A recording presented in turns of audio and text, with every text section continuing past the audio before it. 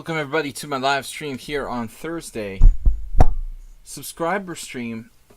We're going to be doing game analysis here on lichess.org and Twitch. International Master William Pascal. We're streaming live now. Welcome JCS, our moderator in the house. Move 11. Also Asterbait, our most faithful subscriber perhaps. Good to see you guys, and special shout out to Move 11. If you guys see on the Streamlabs coming across the screen right now, Move 11 donated $60 donation to the Streamlabs donation fund. That will be usurping Asterbait and Fish Rat Cow on the screen donations through Streamlabs. Just click the panda under Twitch. But thanks a lot for the birthday. 7 from Charity for Asterbait. Thank you guys for supporting the stream. Today's my day to give back to the subscribers. Try to specifically really kind of thank the subscribers for supporting the stream. I'm doing game analysis of games that are submitted by our subscribers. So we usually have an interesting stream. Kind of a serious, still fun but serious serious analysis of games tonight. So welcome everybody. Welcome from a host Pandas. Hello, how are you? That's 1, and this is number 2. Hello. I have a different voice every day because I'm a panda ventriloquist. You're a tranquiloquist. But good to see you guys, everybody in the house. Midnight Rhino, we got raided. Well, we got a raid. Would we have a raid? Or you just... It's a rumor. There's a rumor of a raid. Did we seriously get raided by somebody? I don't think so. Not yet. Guys, thank you so much for being part of the stream. We're going to take a look here. I closed my window. Whoops. There it is. So we're going to be taking a look at games submitted by the subscribers. Asterbait is up first. Soltigo's raiding. Soltigo. I didn't see a raid notification. He's on the way. He's got a raid on the way. There he is now. Soltigo's here in the house. Oh, it does say raid. Tomb Raider. Tomb Raider. Alright. It happened, but I am here. It happened. It already happened? I didn't see anything about a raid. That's weird. Alright. We've got 21 viewers already, so probably we did have a raid. It didn't say raid notification for some reason. Yeah, it was weird. But we do have suddenly like a lot of viewers. 21 right out the gate. So I think we did pick up Soltigo's raid. Thanks, Soltigo, for raiding and supporting the stream as always as our primary moderator. Good to see you, man. And thanks, everybody, for supporting me for my birthday. We had great donations from Merle, Asterbait, Jim, and of course Move 11 on the Streamlabs donation list. You see that on the screen. So guys, let's get started without further ado. I've got a game from Asterbait to start things off. Asterbait, who took me out in this week's Simul. Thank God he didn't submit his game against me. So he said looking for a light box. Wait. Which one? Which game are we? Is it that one you're specifically? Look for light box, a really good miniature. Light skiing, you mean? Or light box? Are they different things?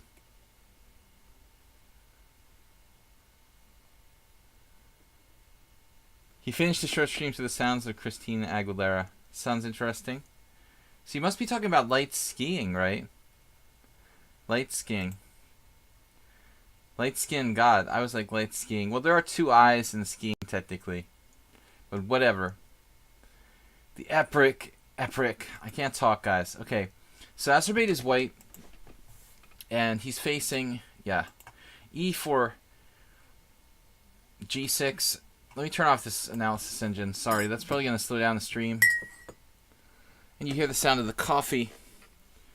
You know, does anybody else have that pet peeve? People who like stir their coffee with this spoon and they make that sound. You know my biggest chess pet peeve when I'm playing in competitions? Of course, like eating food at the board is really an obvious one, you know. But if you think about like playing over the course of your career and the more annoying things that people do, like one of my biggest pet peeves is this old man thing. Does anybody want to guess what the most annoying thing is that people do when you're playing in tournaments? I'll give you a hint. It's something that the spectators do at a tournament when you're playing and you're trying to concentrate, and it's like something like old people do for some reason. Usually, old men have a habit of doing this. The old man smell. No, not coughing. It's like specialty sort of behavior that I noticed old men like to do. Exactly, Acerbate got it.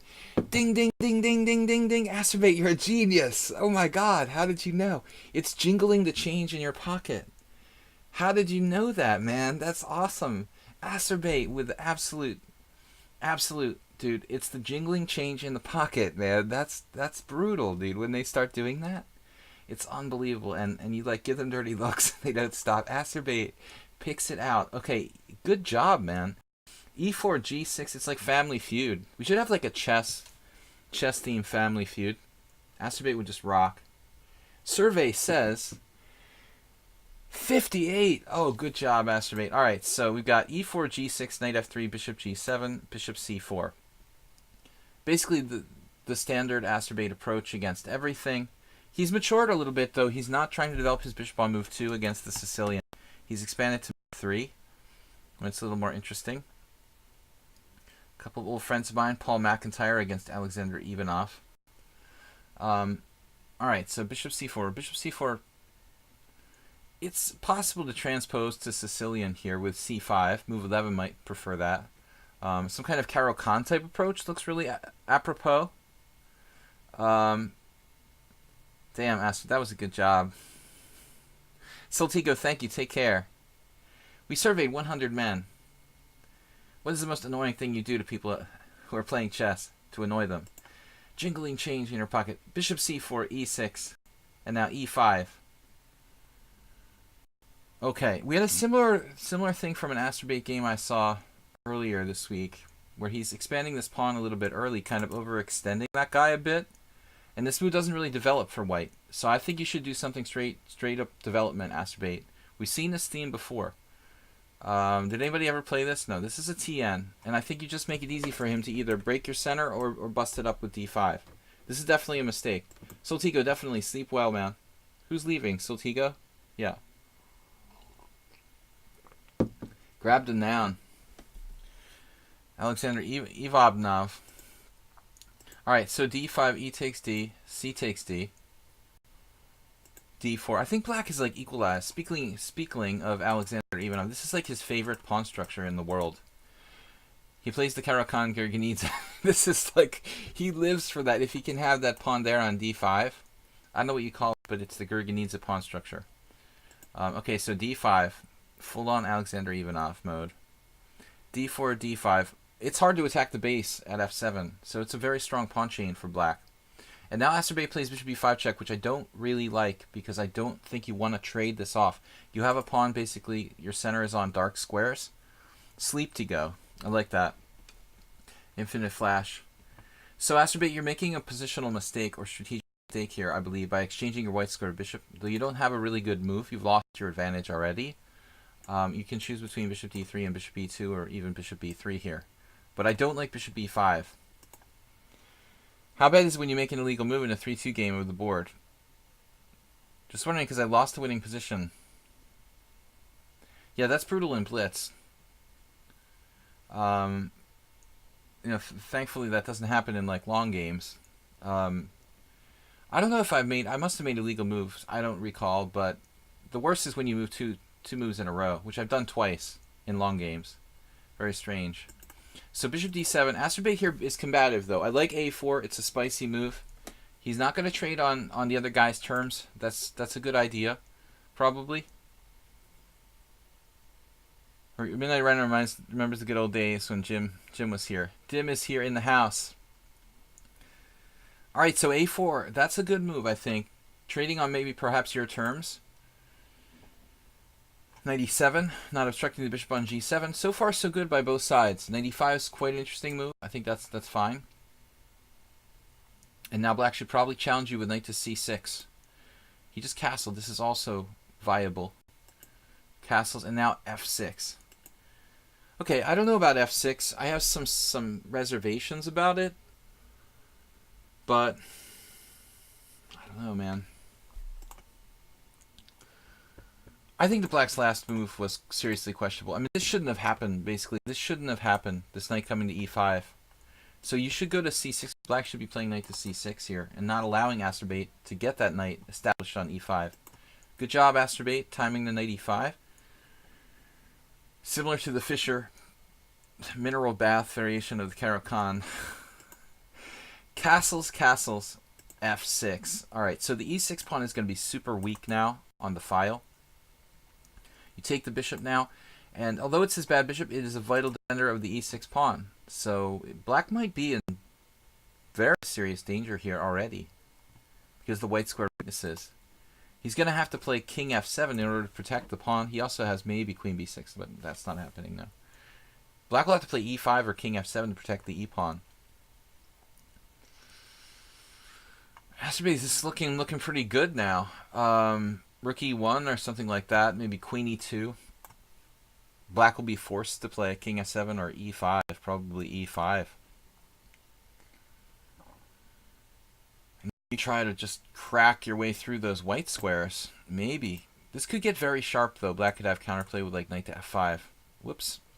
Alright, my master's database, all set. Anyway guys, I'm getting challenged by somebody, but I'm just doing game analysis today. So unless that's like a correspondence challenge, I'm going to decline this. Yeah, Eddie, no, we're not doing that. So knight f5, counterplay. Anyway, interesting game. So far both sides played alright, but the game actually continued with knight c3. Yeah, this move, I mean, it's probably not that bad, but it wouldn't have been my first idea. I mean, obviously you've got to get that piece developed, but you do block your c-pawn from either c3 or c4. You know, you can pivot the knight to e2. Probably it's not so bad. a6 and now bishop e2. So he says now I'm trying to figure out my knight. Yeah, how do I even get it where I want it without projecting my plan? It's called telegraphing. I like a4. That move was good. But now it's looking like he's got to find a way to attack the white squares. And this move is just horrendous. So just when your white squares is weak, make them, just when the white squares are weak, make them weaker. That's Black's like motto here. I think I'm going to make my white squares weaker now. So basically if you take there, now he has to take, well he had to take with the knight, and he's going to have an Isolani. So white suddenly has a good game again. Disaster move. F takes e5, knight takes d5. This is too hoary. No, I don't think so. I mean, I think this move is just like mandatory. I mean, this just rips his position apart. There goes the whole center. Nils, h-pawn. You have an h-pawn obsession. Well, the Panda, actually initiated the h-pawn obsessions here on my stream. So now I think just c3 will control that key d4 square. You played for more like tactics. But this puts the piece in something of a exposed position, and I mean it's basically a one-trick pony, right? So I'm not sure about that. I like c3 just taking away the guy's like really good outpost square here, Astrobate, and your bishop has a lot of flexibility and range of movement from e2. So I think this was a weird kind of cheapo.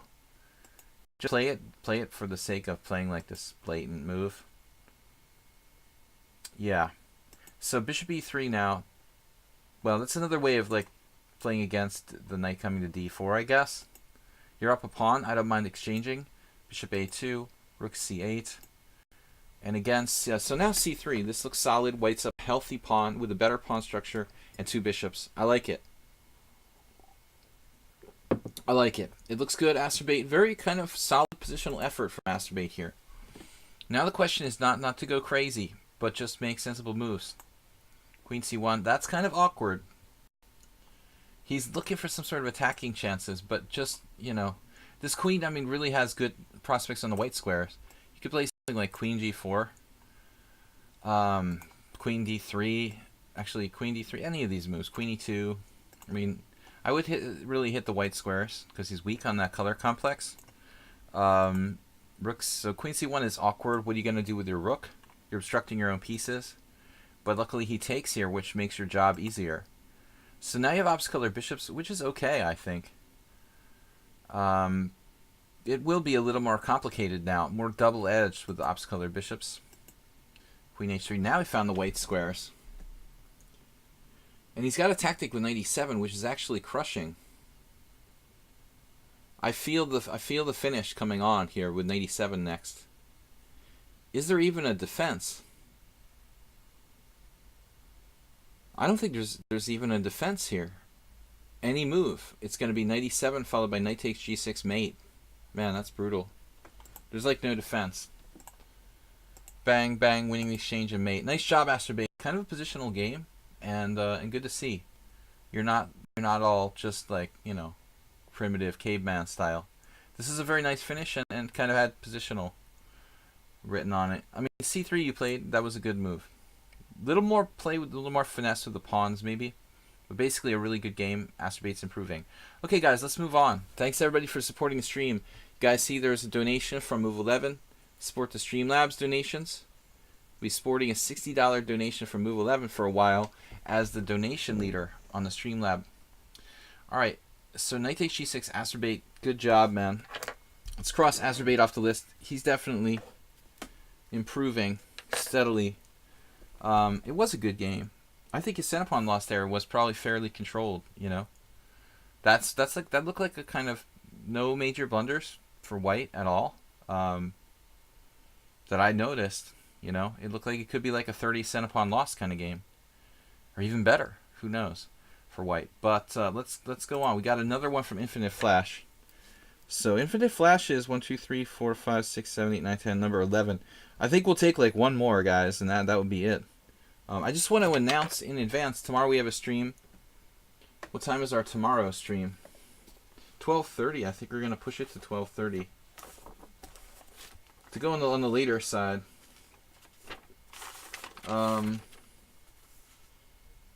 Yeah, we're going to push the stream to the later side at 12:30 tomorrow. And we'll stream from 12:30 to 3 p.m.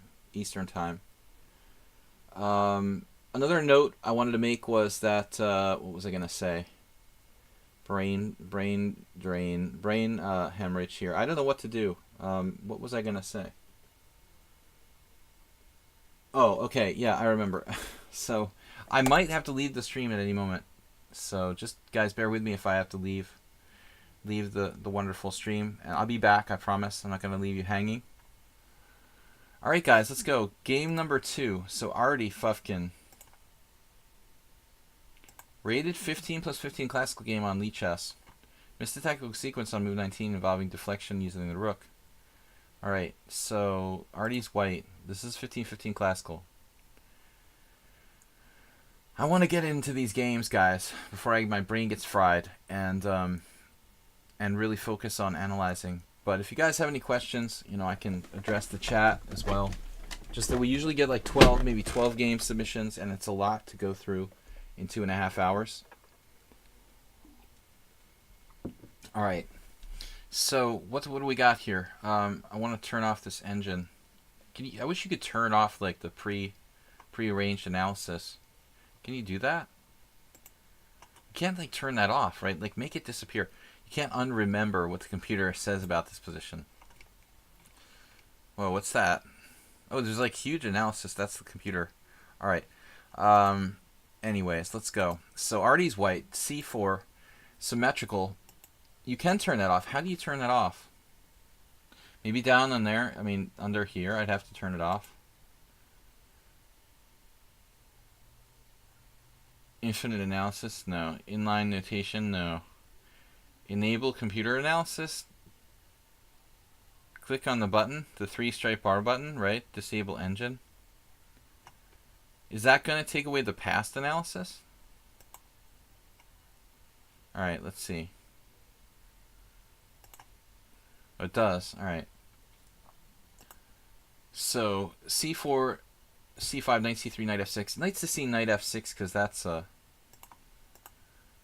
move that's like a little more combative than knight c6, I think. It's more aggressive in a way, not symmetrical. Knight f3, d5, the Rubinstein variation.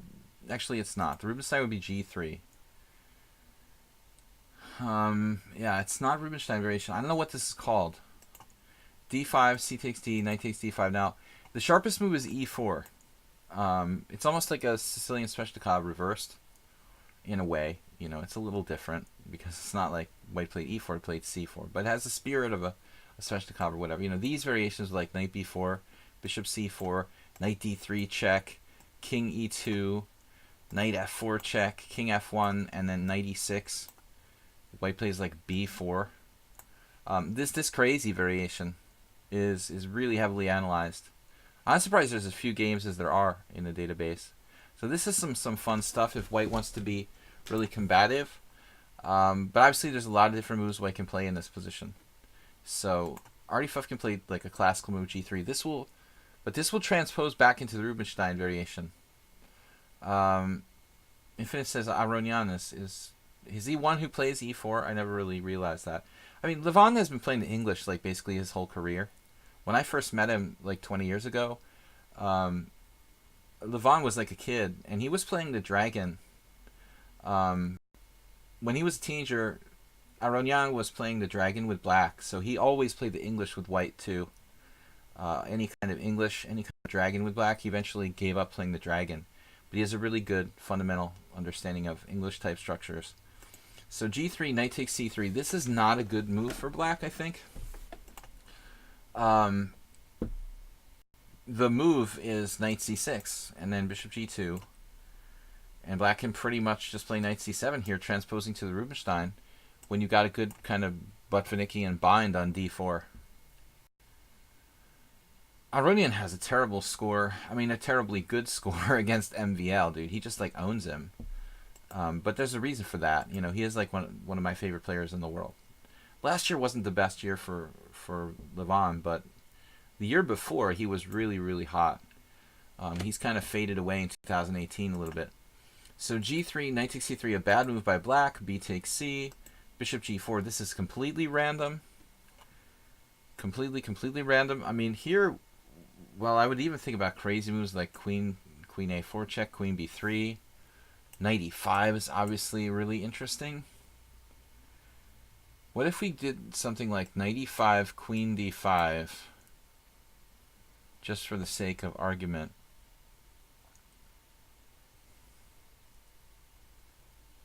What's going on here? Queen b3. Acerbate would like this. Positional approach. White's slightly better. But we sack a rook there. Maybe that's not sound. Never mind. It's not a rook, actually. It would be an exchange sack. That's kind of cool. Just a fantasy variation, like queen takes check, king d8, knight d4. I'll take white here with the bishops, the bishop pair and the white squares and the safe king. But anyway, guys, just having some fun with analysis here. Alright, so bishop g4, bishop g2. Yeah, it feels like black gets away with something almost here, but probably not. So you can hit b7 with rook b1 really fast. Actually, let's go back. Sorry to scroll ahead so much. Let's just think about, yeah, instead of knight f3 again. Sorry, instead of bishop to g2. I guess this is pseudo threat. A pseudo threat. So bishop g2, knight c6. So maybe rook b1 here. When we would start looking for like rook sacrifices, basically. Queen c7, rook takes b7, queen takes b7, knight e5. Having fun yet? Rook c8. Well, I mean, there you'd already like have an interesting game with knight takes g4. So he has to play bishop d7. And then like knight takes d7. This is not enough. It was fun while it lasted, but it's not enough. It was a nice fantasy. So not quite. We'd have to prepare it a little bit more, like queen a4. Then he pops back here. White seems to be better, but this is playable. Guys, thanks for joining me here on my stream. We're doing game analysis of the games submitted to me from mostly our subscribers. We're going to spend 10, 12 minutes approximately. But I think white has a huge chance here with the initiative. Castle's a little routine, not a bad move. Couple of decent check players here, 1999. Queen c7, and then d3. This is quiet, but okay for white. Though what can you do? You don't have any really aggressive moves. And this is just crazy. I mean, this is basically like castling queenside in the Marazzi for white, which almost nobody does that ever. I mean, the fact that he hasn't played e5 yet might make it a tiny bit more playable, but if you could play like e6 and not have such weaknesses, but this is really nuts. There's the b file, the c pawn's pushed up. White should have extremely strong attacking chances here. So bishop e3, I don't know about that. Maybe something more, just castles. You already castled queen a4 and rook b1. I mean, this seems like kind of standard queen a4, rook b1 type of stuff. Bishop e3 is not bad. So you allow c4, but that's okay. Now we have lots of possibilities. I mean, you see a lot of Caruana games where he likes to play like d4 in the English. It's not clear that c4 is a good move or not. There's so many possibilities here for white. We could easily like sack a pawn. I mean, queen a4 is strong. What's he gonna play after queen a4 actually? I'm gonna turn on the engine on this move. Let me turn my engine back on for a moment. Alright, we're gonna speed it up a little bit here. Hello. Where are you, engine? Queen a4. So according to the engine, this move like just wins. We're just winning anyway. Queen a4 is just basically winning a pawn clean because of the white squares. Alright. Is it the best move? Apparently there's even other moves like knight d4. But anyways. Alright, so at this point we have a serious mistake. White plays too passively here. Queen c2. And now exchanges. And then black makes a horrible move, giving up his good bishop. Bishop takes f3. Yeah, I mean, I agree that Aronian might be one of the best, or if not the best, English player in the world. But now, I mean, it seems like Carlsen is trying to be an English player. It looks like from the World Championship. Okay, a lot of people play it like on an occasional basis, but yeah, Aronian has really kind of usurped Korchnoi. Korchnoi, who was a great English player in like the 80s, is like the modern. Actually, for that matter, I mean Karpov and Kasparov both played the English as well, so everybody used to play the English. Bishop takes f3, bishop takes f3, knight e5. Here you can probably just play bishop e2. But he's like sacking a pawn. I don't know about this, but it's probably good. The bishops are like razors, so just rook b1. Just rook b1. And you can just say hasta la vista for black here. I mean, you force the guy to play b6. It's like Swiss cheese all over the place. There's very little chance black's going to survive this. Taking a bath on the white squares. Very little chance of survival there. So rook d1, knight b4, sort of silly trick that doesn't really do anything.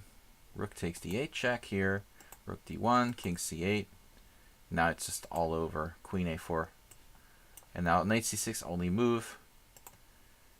And you have bishop takes a6 followed by bishop takes c6 followed by takes on a7 or sort of queen a6.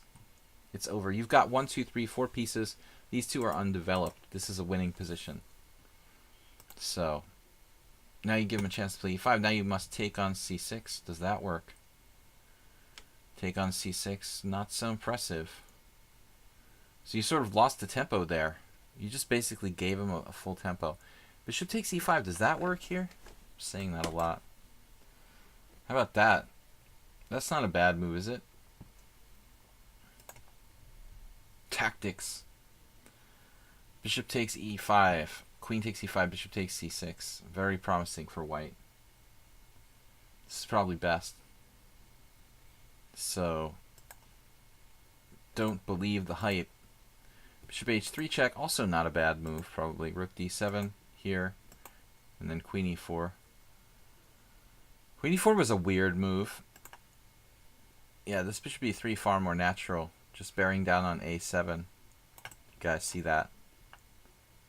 And so he plays queen e4. Random sort of tactic there against e8. Meanwhile, black's just developing. So we win a pawn, but the position becomes very technical now. And it's a whole different ballgame. Black has a little bit of counterplay. And then he hesitates. He who hesitates is lost. So if you just attack b7 and stay focused, no doubt he was afraid of bishop g2, queen b1 check, forcing that guy back. So some kind of thoughtful move here for white. Maybe like lots of possibilities. Even queen e4 might be a move. You would give up the f2 pawn though. I noticed the engine was talking about like queen f5. Queen f5 guarding b1, attacking f7, keeping this, guarding f2. You know, you're winning, but it takes some technique. Guys, thanks for joining me. We're going to finish up this game. This is a long one. Queen f4.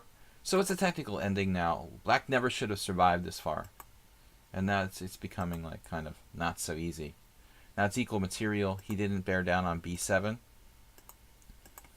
Now he's got b7, but there's a problem. Bishop takes f2. Ouch. So that's it, man. That's just a brutal tactic. Queen takes f2, rook e1 check.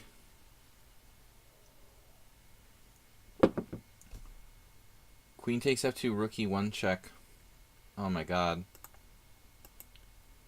And he misses it. He misses it. How could he miss it? I mean, this is his whole game. That is so insane. That's so insane. So bishop here. Rook takes check. King takes here. And queen b5 check. Right, that's a long combination to find. Man, it was just too much for him. He didn't see it. He just was lucky that it was there. So this way, white is just up a piece and goes on to win the game. So we can just play through this pretty fast. It's a tactical win. It was an interesting game, Artie. I think you really let him live, you know, into a basically equal position at one moment, and you're very fortunate to get the full point. So that's it, guys. That was game number 2. We're kind of moving along a little bit in a snail's pace here. I usually am a little slow to get started. Yasser also played a lot. Yeah, he's actually, but Yasser played it a lot. Yasser's problem is that he never played a lot. Period. Yasser was always like overprotective of his rating and like super picky about like tournaments he would play in and stuff. Always protecting like, you know, his chance to play in like the US Championship or some qualifying tournaments. So Yasser never played that much, period. But he did play the English really well. Yeah, in the 80s, in the early 80s. So like 83, 84, 85, that would be like the period where you see like the young Yasser Seirawan, you know, really exclusively play the English against really great players like Tal, you know, Seirawan Tal in the English Opening or something like that.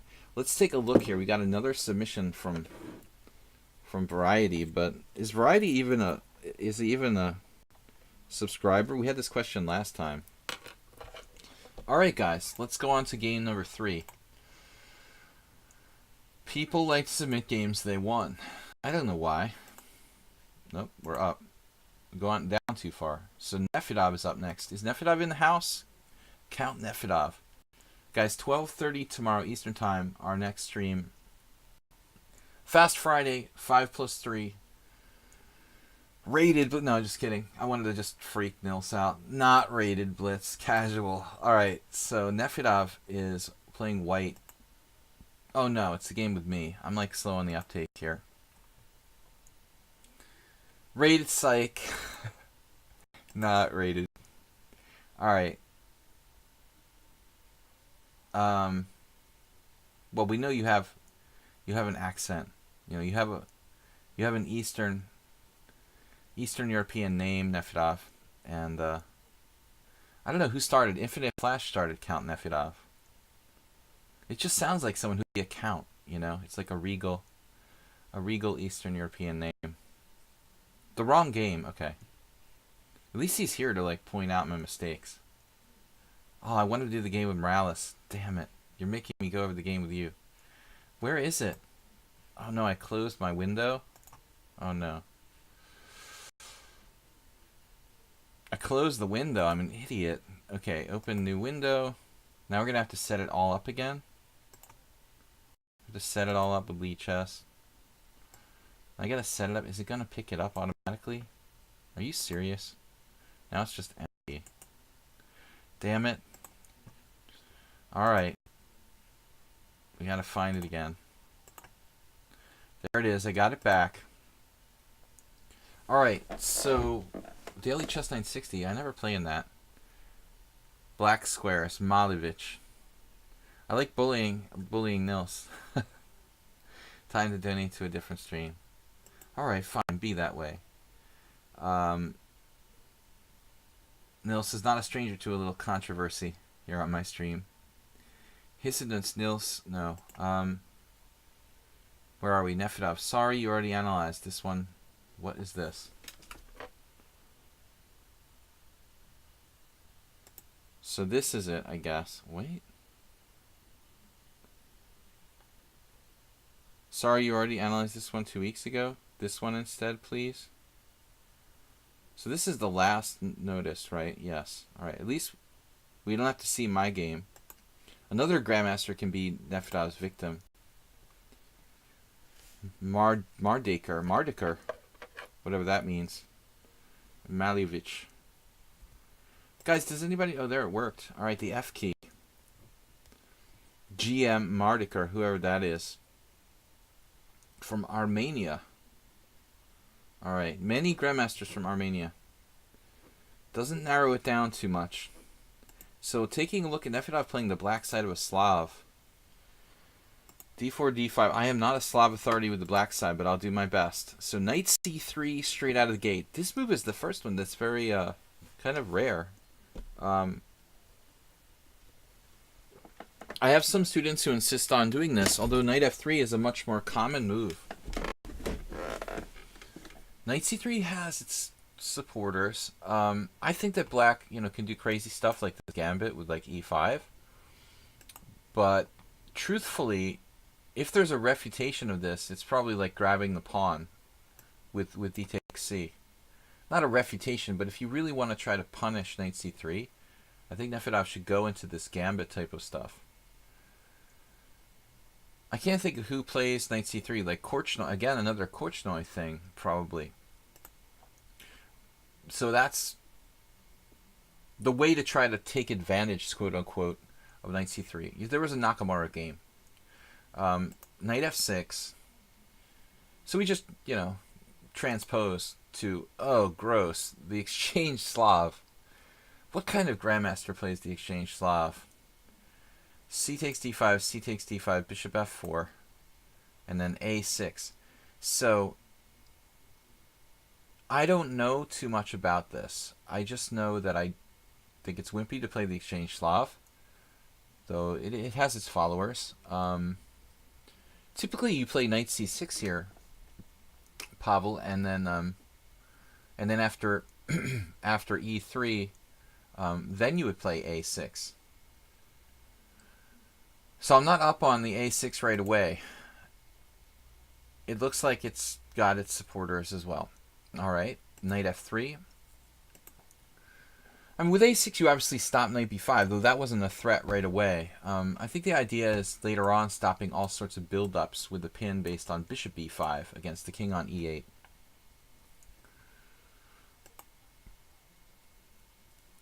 Yeah, now queen B3. I don't know, what queen B3 is about. Some specialty variation of some sort. These other moves like rook C1, E3 are more normal. I mean, in a sense, queen B3 looks like it misplaces the queen, I would say. It can be hit by knight A5 at a future date.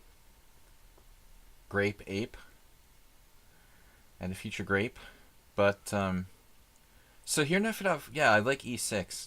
Don't be afraid to shut in your bishop and play a really grotesque-looking exchange Caro-Kann. No, but seriously, I mean, this is justified, I think, with the queen on B3. You've got knight A5 ideas. The bishop can be good even on D7 or like B5, bishop B7. as ugly as it looks. I think that the e6 is okay.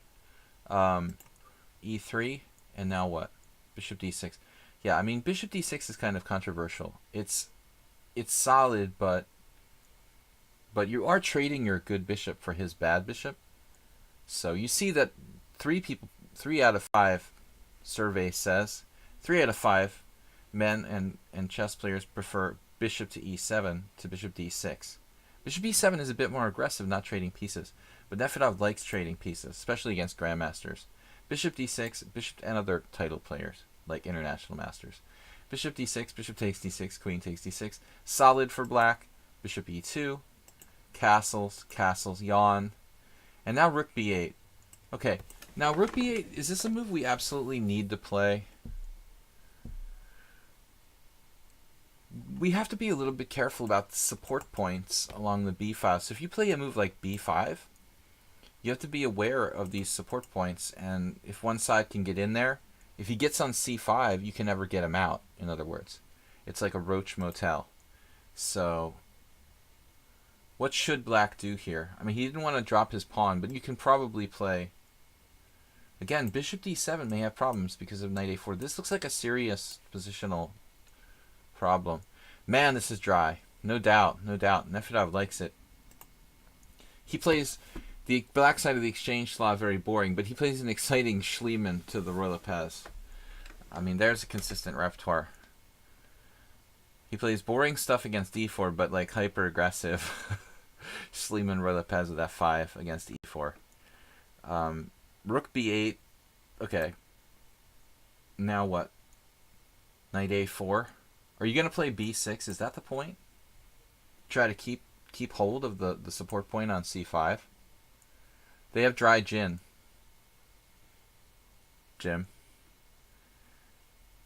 Rook b8, rook a c1. I would think that white also ought to seriously consider rook fc1 here, if he's a real positional maestro, because the queen can retreat back without obstructing the rook in some moment, and the a rook might even play in this position. Rook a c1, b5. There goes the support point on c5, but if he can't get in there, he can't get in there. And maybe Nefedov can land first with like knight a5, knight c4. So I think that Nefedov's plan, what was it going to be? Like if knight a4, excuse me, if knight a4 here, we have a couple choices. I guess you could try to play knight e4, or you could play like b6 and pray to a higher power that you can't, you know, the guy can't access c5.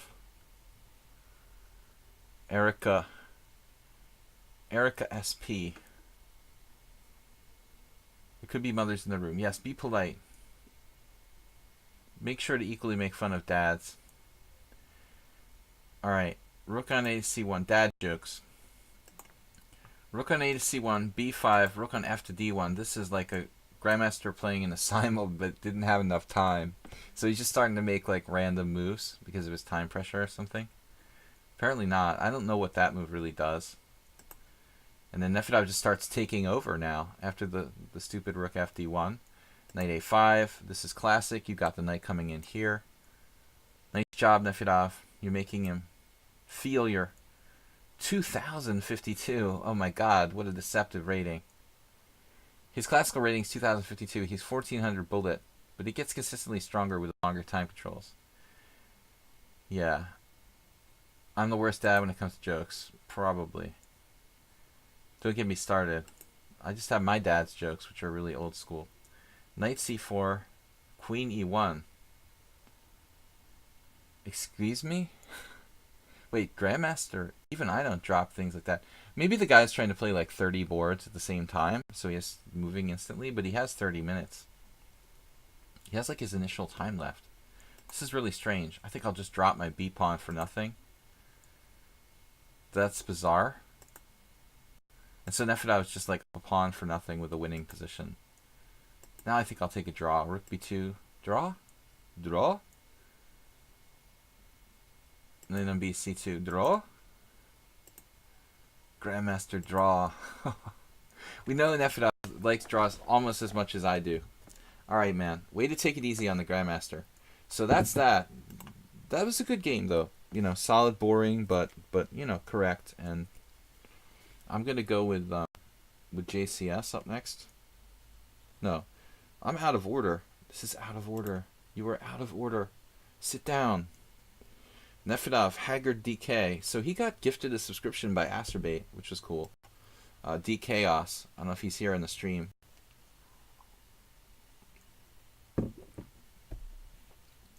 But Haggard DK had been on my stream a lot. Not really that much chat, but he had played quite a few games on my stream as a visitor. The visitors. Be ashamed, Nefedov. Nils would never take a draw against the Grandmaster in a pawn-up position.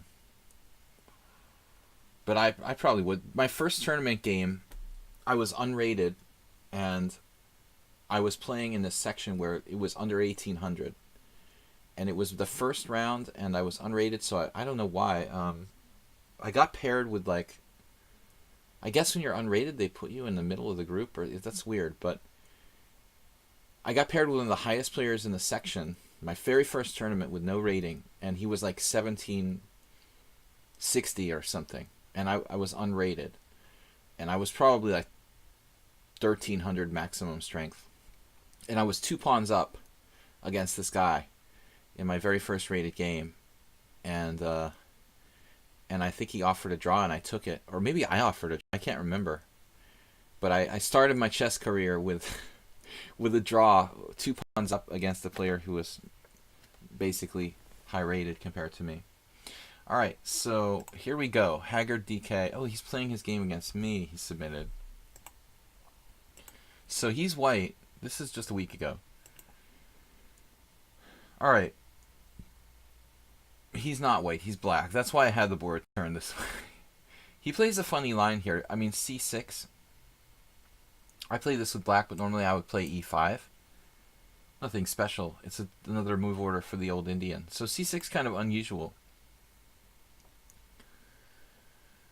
Nils is like, you know what I want to ask? Nils, you are actually... This is number 3. You're number 4, 5, 6, number 7. That dude's going to get... He's going to get blocked soon. I'm warning you one more time and you're blocked, Innovator. Innovator Eddie. One more out-of-line challenge while I'm analyzing games and you're blocked.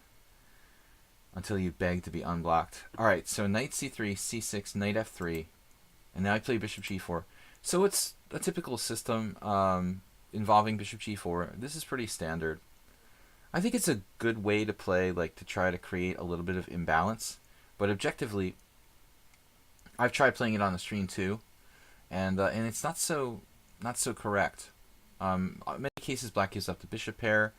But hopes that the position's closed enough that white can't really do anything with it.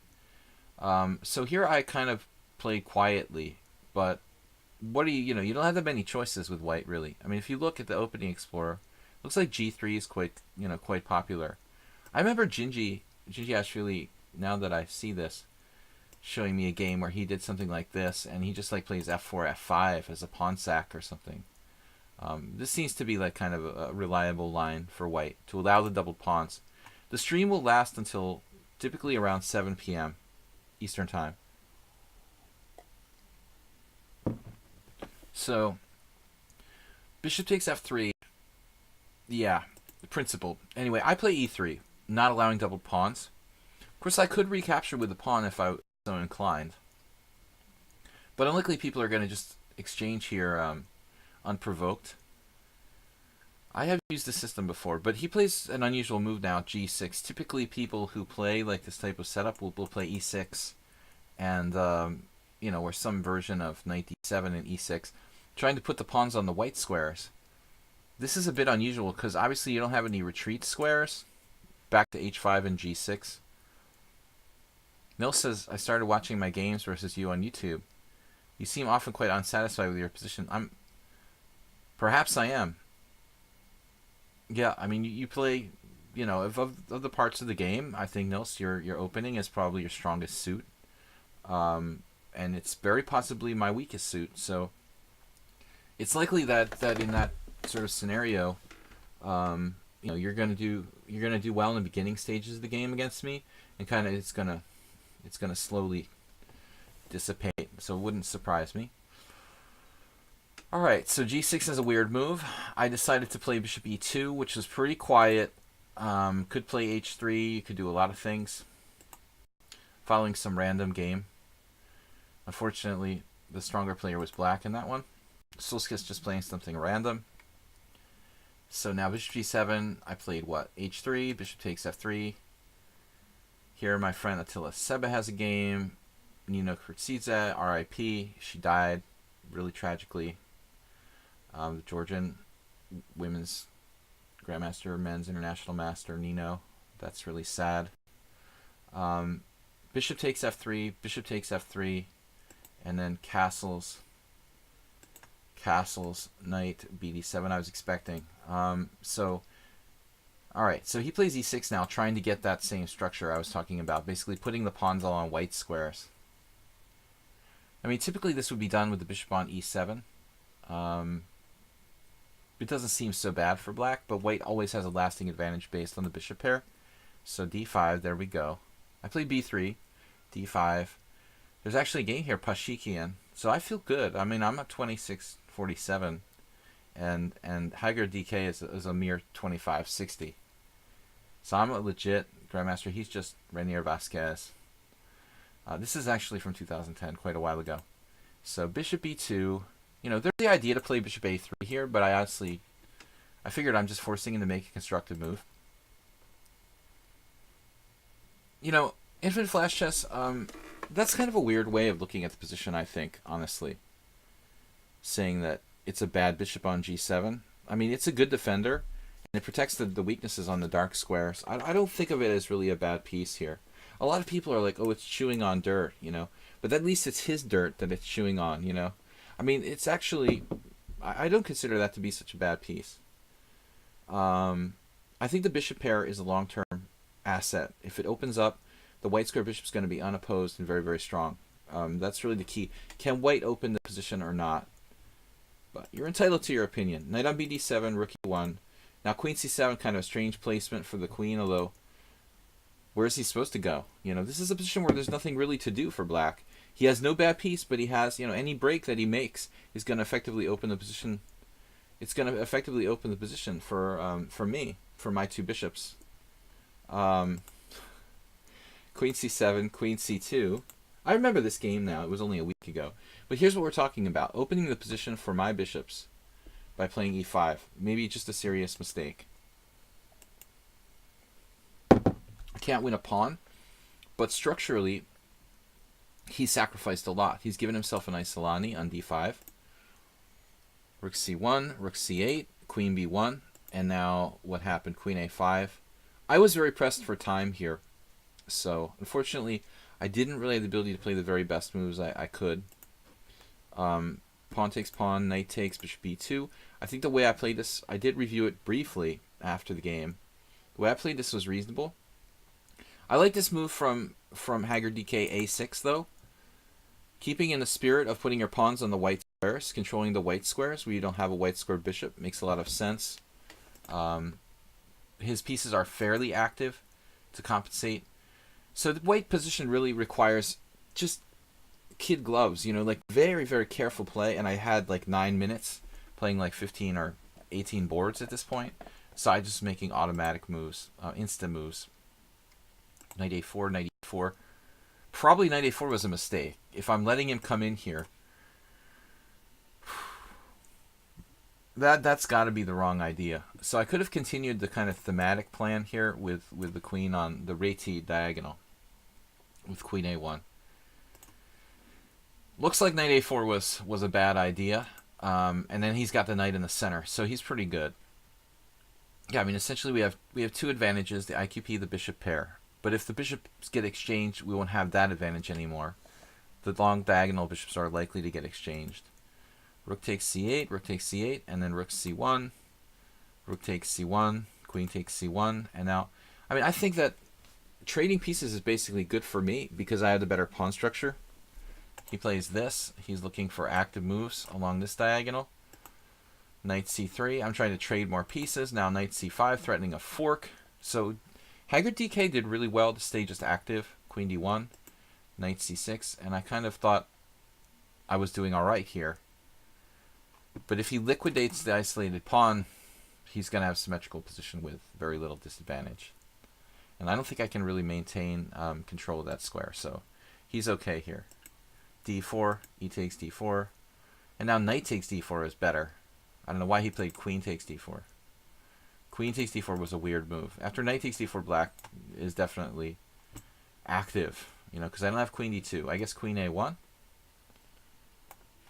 Sorry, queen d1, and knight takes e2, queen takes e2, knight e3 apparently, which I missed, leading to some advantage for black. So time pressure, so rearing its ugly head there. We both had like 1 minute. I played this and then traded queens, and here, yeah, I mean it's too symmetrical. Most likely a draw. Maybe I have bishop f3 in this position. Let's see the final position, bishop f3. I didn't see that, I think. Bishop f3. Bishop takes b2. Then I have a choice. Knight takes b2. Something like knight c3. Bishop takes c6. B takes c. When you get into a knight endgame where the pawn structure is better for one side here, some kind of tiny advantage, but little things matter in knight endgames. So it was a draw based on relatively equal position, no time. All right, guys. So I'm taking a long time. This is really in-depth analysis. Percy, I feel like we did 3 games. We've only done 2. Something wrong with that math. We've only done 2 games thus far. That's hard to believe. That's strange. I could have sworn we'd done more than 2. Percy's up next. All right, we'll try to move it along a little bit faster here. I get obsessed with one game, especially when you guys put my games in there. Then I know I have all these insights about my own games, and I can't stop myself. Hi, will you please explain what's going on in this game? Cool, I like that. Keep it simple. Explain what's going on in this game. I've done 4 games. All right, so how have I done 4 games? I did Nefedov like out of order. That's what happened. Nefedov, how did you get your game analyzed out of order? I cheated Nils out of one spot, basically. No, Nils wouldn't have mattered anyway. All right, he's still after Nefedov. All right, Nefedov got preferred treatment for some unknown reason. I'm just gonna step out for a second, guys. I'll be right back before we start.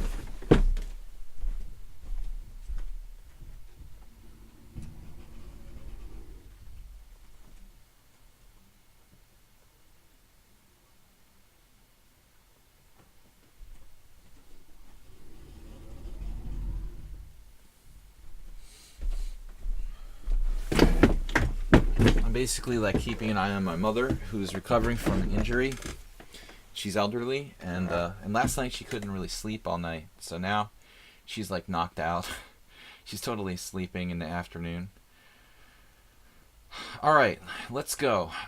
This is Percy Epworth playing black against me. All right, man, stop submitting games where I'm playing the game because it makes me talk too much. All right, so I played c4. I think that objectively, like d4 is the best move for black here. All right, take back. I'm not making any promises, man. If we run out of time, you know, you're not going to get this game analyzed. Take back like has to be last on principle for some reason. Dude, are you late? You're going to be late to your own funeral, as they say.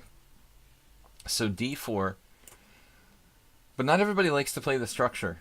Thanks for keeping track, GCS. You're helping me out. Anyway, you got to play what you play. You play your structure. Thanks, guys, for watching and subscribing, and everybody, thanks for just submitting your games. And those who are not submitting games, you know, it's really nice to have 49 viewers just enjoying, you know, analyzing the game rather than playing something silly like bullet chess. Serious chess breeds improvement. So g3, knight f6, bishop g2, and now d takes c4. It's a little bit less common than playing bishop e7. You know, typically, this isn't the Catalan. So I guess you see bishop e7, castles, and then castles. This is the most common variation. Let me turn off the engine. Aronian L. So g3. I play a lot of this lately, but d takes c4 I don't see as much. Kolovich book. You're learning the... So this is Kolovich. I don't know anything about Kolovich. That he had like a... He had played in a tournament I saw 20 years ago. But that's about all I know. So... Well, I mean, there's a lot of places you can learn the black side of the Rady Catalan. So d takes c4. Here, if I want to be aggressive, I can play knight to a3. Castles looks like a viable move. There's a lot of choices. Queen c2 is interesting. I decided to play queen a4. No, I didn't. I castled. I thought I played queen a4, but I played it next move. Okay. So technically he's supposed to play a6. I guess that would lead to a4. a6, a4. I would probably play a4, but... Queen c2. I don't know the theory here well enough. Spectacular Camel, thanks for donating. Bullet Chess breeds bad habits. Spectacular Camel with 100 bits. I want to thank Move 11 for a $60 donation to our Streamlabs fund. You guys can see the names. Move 11, Asterbait, and Fish Rat Cow. If you click the panda and make a donation through the Streamlabs link on my Twitch stream, you can get it up there, get your name up there. Anyways, I don't know the theory well enough. I've never really studied this. I just sort of play it. Bishop e7. Same goes for the Catalan. Queen a4 check, bishop d7. And it looks like knight on bd7 is by far more common. I would assume that both moves are okay for black. But notably c6 has a good score. That's kind of odd. I mean, why would c6 be such a good move for black? It's just essentially... a very standard looking type of position. I have no clue. It's a small sample size. Bishop d7, queen takes c4 here. I'm surprised there's not more games from this position. Bishop c6. And now what? So again, sample size, guys. When you analyze games in something like this lichess Opening Explorer, you can't put too much stock in things like 11 games, 14 games, 7 games. If it's not like 50 games or more, I think the sample size is not that relevant. But sometimes, I mean, admittedly, like the queen c2 has a very good score. You're looking at white didn't lose one game in 11. I mean, that is kind of statistically interesting. But still, it could just be a coincidence. Like almost all those games, white was the higher rated player. I don't know. So knight c3 felt like the right move to me. My queen could get kicked around out here. So we got Pelugieski against Anatoly Line. d4. Now we've got transposition to the Catalan. That's what it looks like after d4. We go from a Rady into a Catalan. Gareev versus Shabalov, some U.S. championship or random tournament. Maybe Gareev was playing blindfolded. Alright, Sahis Stefansson. So we got a lot of games now from Catalan move order. We should ask JCS. He's the resident expert in the Catalan here. And now what happened? I played rook d1. Very natural move. And then knight b6. Queen d3.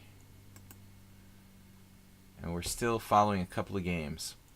But we have the strong center now. You know, I mean, we have the superior center. We're threatening e4. So, very weird move here, knight a4. An indirect way of controlling the e4 square. That's a tough one to find.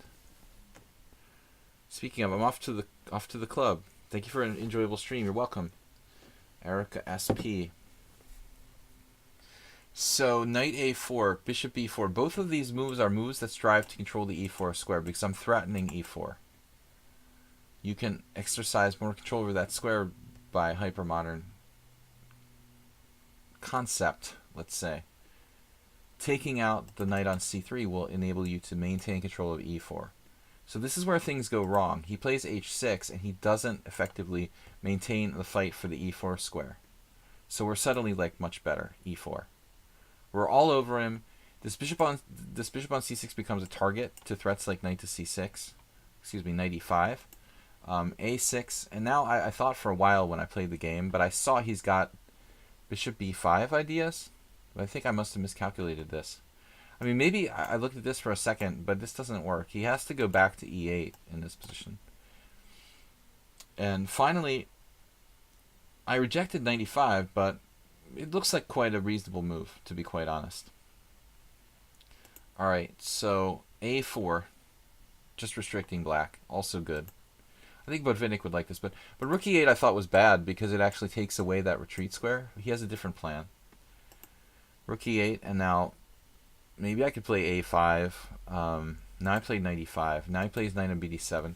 And here, obviously, you know, you could just take on c6, but I don't know, I got kind of a little bit fancy at this point. Mr. Sabon. Yeah, I mean, I just should play it simple. Knight takes c6, b takes c6, and I guess I just do something like queen c4. I don't know how he's going to protect that pawn. Sometimes you get carried away in the heat of battle, and you should just, especially in time pressure like I am here. I had like 5 minutes. Is that right? I had only 5 minutes at this point. Oh, this wasn't a simul game. My bad. I thought this was a simul game. All right, so it's blitz. I played f4, knight takes e5, and I let him off the hook. Now he maintains his bishop, and he actually finds a way to bring it back. So he brought back the bishop and almost brought back the game. It's hard for me to make progress, but I should be, with the spatial advantage here, I should be focusing on the king side. So this is where I called it, I started to fart around, like I recall during the game. I mean, bishop f4 is controversial. It's not a bad move, but I feel like I should migrate over to the king side. I use this move h4, maybe h4 right away. I thought even something like queen e2 headed for g4. Another idea I used in the game anyway. But I wasted time here. He plays b6. He's able to retract the bishop back to b7. Not a big fan of knight f8, but he has to go somewhere. I thought just this right away. Your idea should be to play c5 somehow, under the right circumstances. So here, and then I played this move. Bishop e3. I'm just messing around, but he's threatening knight g6, I guess. I didn't want to get hit by that here. And then c6. This move took me by surprise because it looks like black's trying to play c5, and you know, it seems unnatural to block your own bishop with c6. So, computer probably doesn't like this too much, but it is quite difficult for white to find a way to make progress here. Here I should have played queen e2, idea queen g4 maybe immediately. So I really started to make weird moves. I played rook d2, and I saw bishop a6 coming. Watch a5, I saw this coming. I figured, okay, we could trade our bad bishop at some point, but trading pieces helps him. So I really wasted a lot of time moving my queen around 10 times, just trying to keep him contained, not letting him break with c5. I never had d5. I mean, that's the thing. Like, I just literally never had it. You know, he wouldn't let me play that under a good circumstance. Yeah. Queen c7, rook f2. And now finally I started to think a little bit about migration to the king side, and that's when I kind of took over the game. Though this exchange is objectively incorrect. It's just that his bishop was kind of messing with everything. It was interfering with my piece's ability to kind of communicate. So I decided to play this move. But fundamentally, trading pieces helps black here. He can defend f7 easily enough. So there's just no reason for him to go crazy. He plays this, and he's solid. And even if I were to be allowed to take on f7, it's a queen for a rook and a queen and pawn for 2 rooks, which is material equality. So I don't know that this exchange is good or bad for either side necessarily. I wasn't even sure I was going to play rook takes f7, to be quite frank, or what I would do. So this was a weird move. I mean, you're giving up that strong bishop for a relatively bad knight and reinforcing my center with b takes c. The computer doesn't like b takes c, but I like it. I think it's good. Apparently I could play rook takes. I didn't really consider this. Rook takes, king takes, and take back here. Easier to use the queen. The 2 rooks have no open lines. There's just no lines to use, so white is better in that position. I wouldn't say winning. B takes c here, and then I migrated to the king side. And I think now he's got to play quickly. It looks like it says c5. He's able to get a little bit of counterplay. So this is essentially like a very bad move. Just stepping in the way of the H pawn. Queen g4, and I was going there anyway. And you just helped me by playing knight g6. And rook f8, this is over. Now I've just got bishop takes h6. So he really just, like, you know, tripped over his own feet and lost here at the end. Alright, guys. So that was the game with Percy, who put up a tough fight as always. Ubatis is next, and then Nils. Nils is almost next. Alright, guys. So we're streaming till 7 o'clock Eastern Time. We've got a lot of work ahead of us. We've been streaming for an hour and 10 minutes. We're almost halfway through the stream. I've got... Yeah, Ubatis is right there, and I'm looking for it. So, my queen sack. I like it when you guys keep it sweet and short. Ubatis' Brilliancy, subtly named. He donated 100 bits to the stream today, so I'm not going to make fun. Alright, Mr. Bites. This is, wait a second. No. Is this the one I meant to look at? Is this the one I'm meant to look at? No. My queen sack. Why did I click on the wrong thing? I clicked on the title of that. Open. Just have to do open. Correspondence. Alright, so B3. Weird opening Wednesday. Percy Hepworth, you're welcome. 100 for a tough game. Thank you for the donation to support the stream and the Pondas. Pondania. B3, D5, Bishop B2, D4. Okay.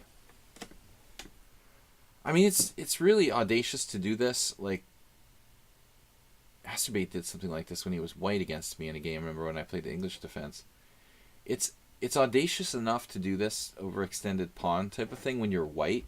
Like, take the example of a standard English defense. D4, B6, C4, E6.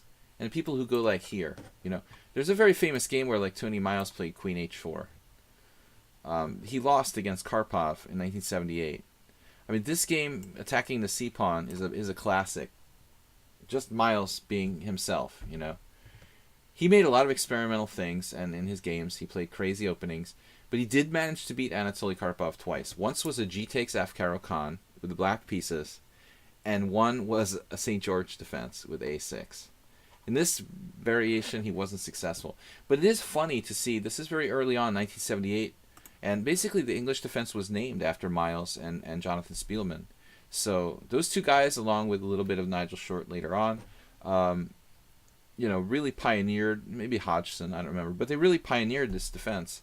But anyways, like, this is very audacious, I think, to extend your pawn with D5. And now here in this game, Ubatis' opponent is doing this with the black pieces. Can you really play this move and support it when you're playing black and you're basically effectively behind development? Behind in development, it just seems like you're asking for too much to try to do this with black. So, undermine the center, Ubatis. Your favorite move, C3. No, C3 is okay. I mean, it's certainly a decent move. You turn on the engine, it's probably like up there in the top couple of moves.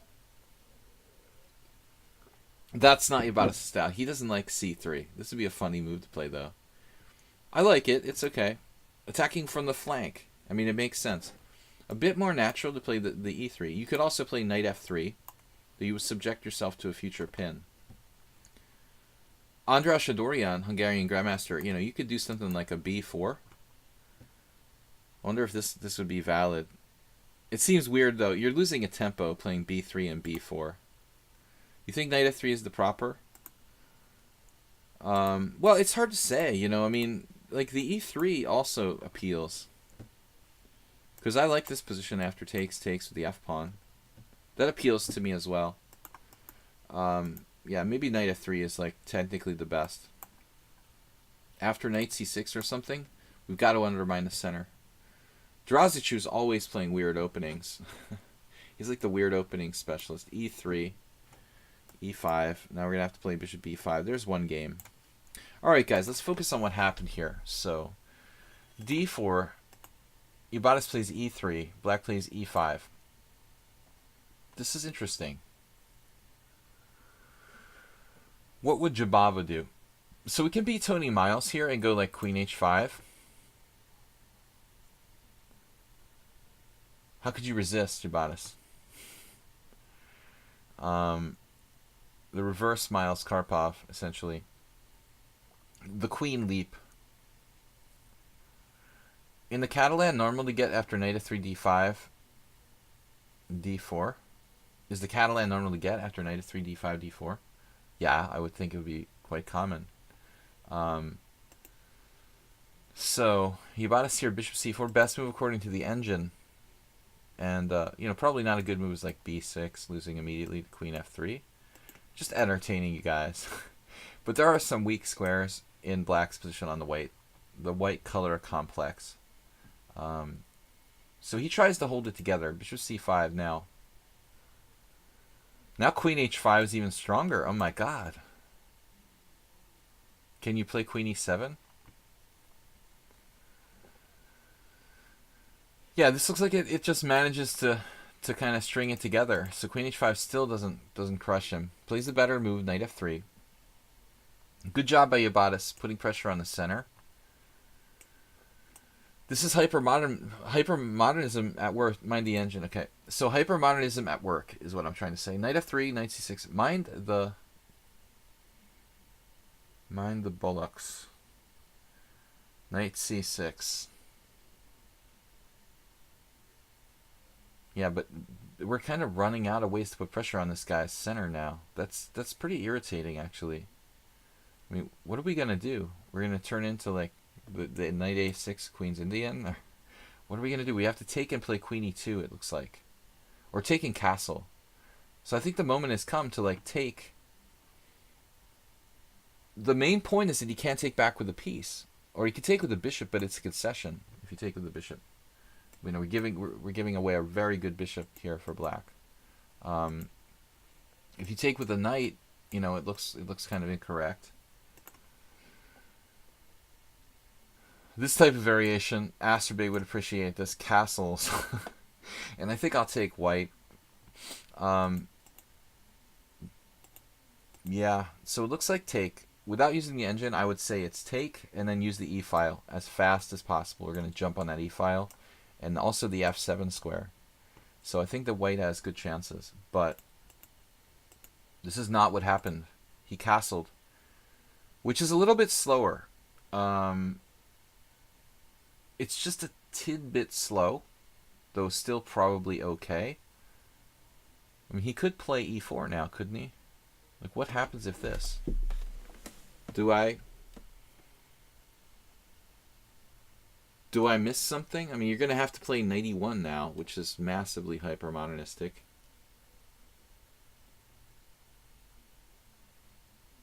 Oh, there's some kind of weird tactics like this. You could actually do an intermezzo with queen h5 now. Sorry, I can't even keep my queen on the right diagonal. Could you do this? Queen h5? Mr. Sabon says sack on f7 before. I'm wondering about this position. Wow, this is just a brutal move. Like, check this out, dudes. I'm on the scent of something strong. Yeah, in between move. That's an awesome move. No automatic recapture. Queen here. Oh, look at this bishop. If knight e6, you're just like strafing the long diagonal. That's beautiful. I mean, you're winning all his pieces and stuff. So, yeah, lots of cool stuff here. I don't know about sacking the bishop. It seems a little over the top. So bishop g4. This reminds me of playing the St. George. Yeah, you'd love him to take, but he doesn't. And now what?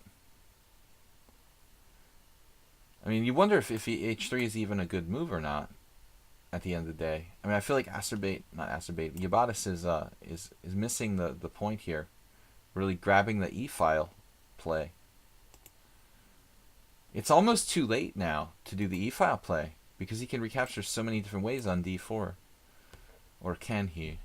Yeah, now taking with a knight is legit. You know, this is the problem. Maybe it's not. you know, that's the point. So pawn takes pawn, knight takes pawn. Now you have this. So he literally has to take with the bishop or the pawn. And that would get weird. Like, bishop takes d4. Still advantage to white. Pawn takes rook e1, check. Knight e7. Bishop takes s7. Bye-bye. Nice knowing you, buddy. So h3.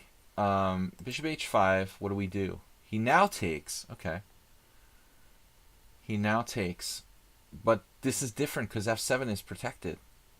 So it seems like subtly, I think Ibadas made a mistake by forcing him to actually protect his own f7 square with bishop h5. Maybe we still have an advantage, but not quite as nasty an advantage. You see? There's no immediate knockout. Knight e7, and now he just has to like develop. This is kind of a weird move, d3, but it's the only way he could think of getting his knight into the game. Black has escaped with minimal damage here, actually. This is the best Black's position has been the whole game. Literally, it's move 10. The first time he's basically okay. And knight on bd2. I mean, one thing that bothers me is like bishop to b4, for example. But here, controversial because it weakens f7. Knight e4. Now knight e5. He just falls victim to his own temptation. Greed. The primal force of greed. Guys, welcome to my stream. Don't forget to check out my YouTube channel. You can actually check out all the streams. I upload them there on YouTube. Video chess training on YouTube.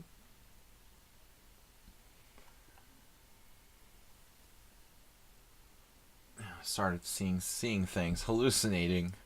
So knight e4, yeah, that's awkward. But Black, you know, ought to play this, and he's still alive. I don't really see what White's got here, to be frank. Maybe you could sack the exchange like here.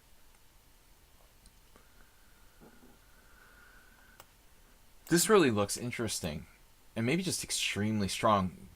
You got visitors from another planet here. Like bishop takes, knight g5.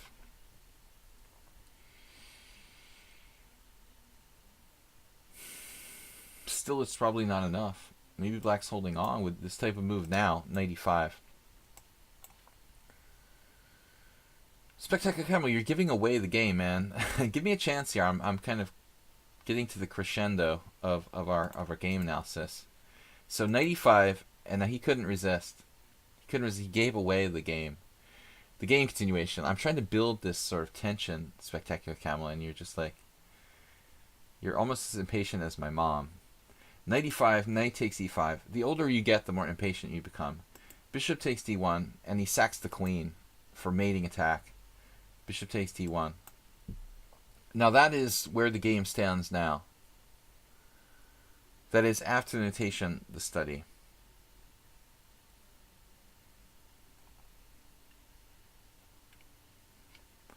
So that is where we stand now. Bishop takes d1. Correspondence chess. Brilliancy. Thank you, Yabatis. Very strong attacking chances here against f7. I also uploaded a series of instructional videos. I can highly recommend them. Yeah, lately I don't have much free time, but I promise that in my future life, I will actually create more independent content for the YouTube channel. One day. I promise. It has gotten a lot further through. Alright guys, let's move on to the next game.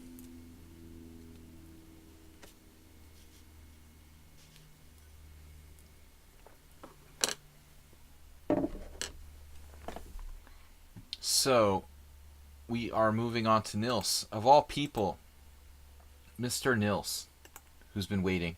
Speaking of impatient, is it my turn yet? Mr. Is it my turn yet? Hi. Can you take a look at chapter 10, please? And yes, I know the bishop was hanging.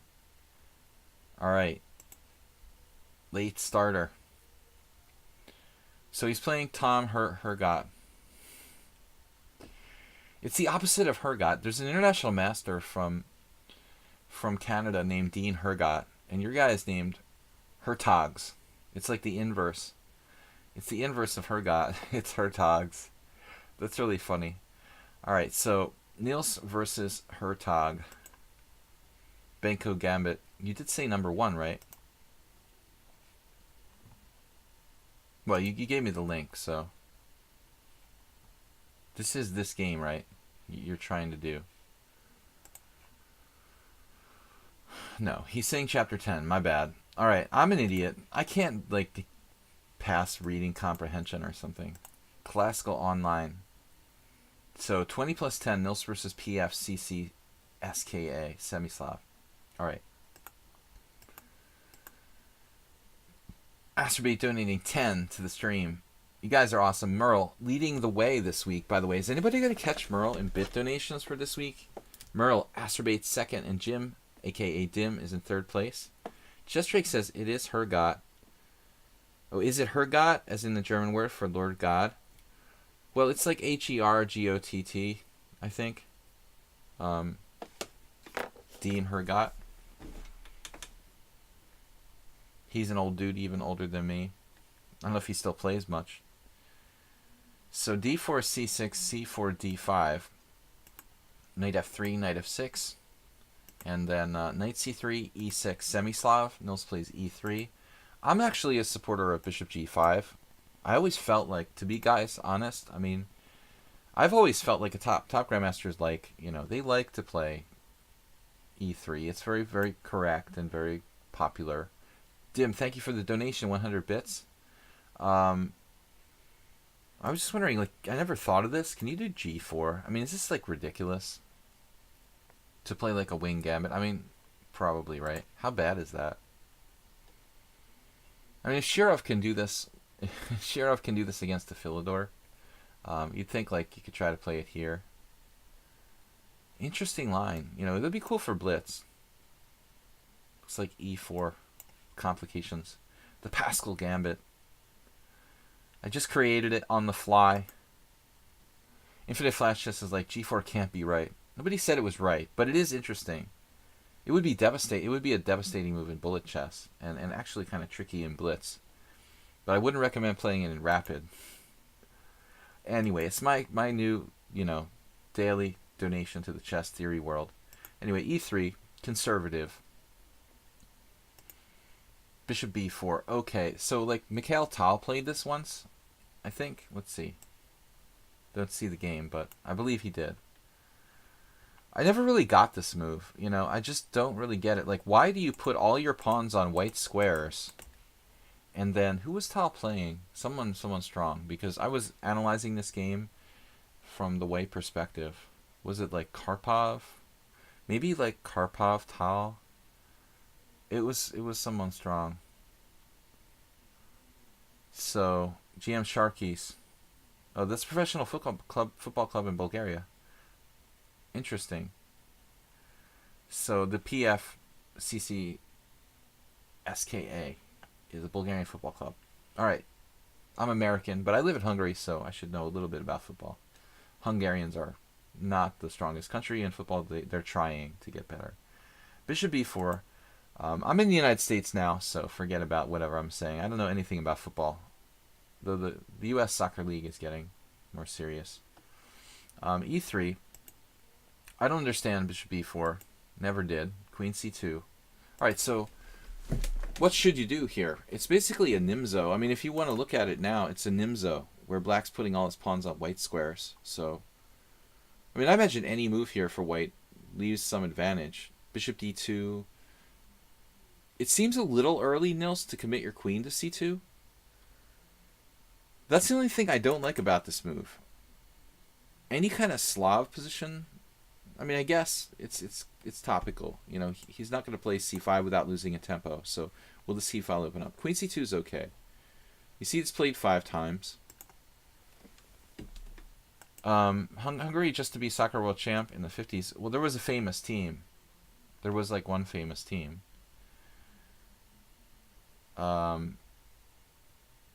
It's like a legendary sort of thing in Hungary. Queen c2, knight e4, bishop d3.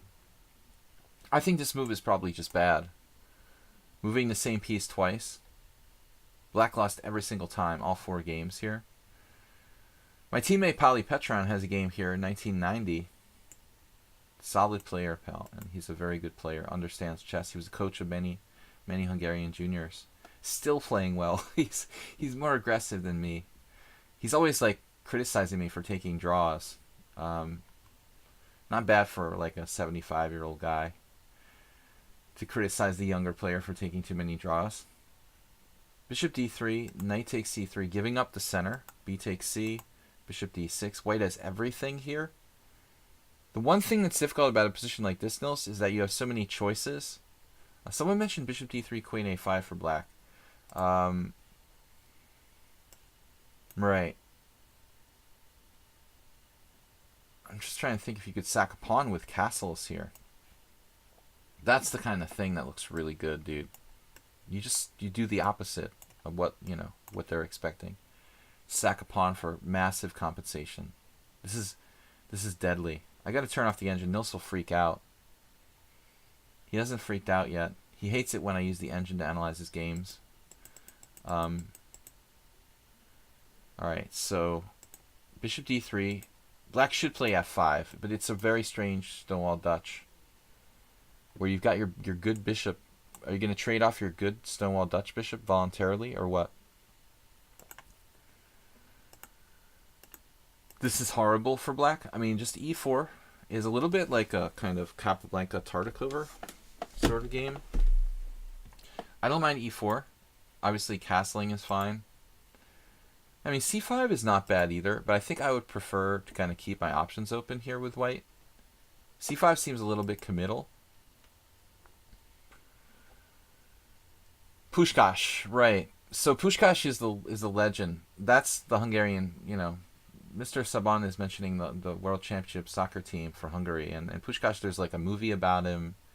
They've got the stadium probably named after him, Puskás Ferenc.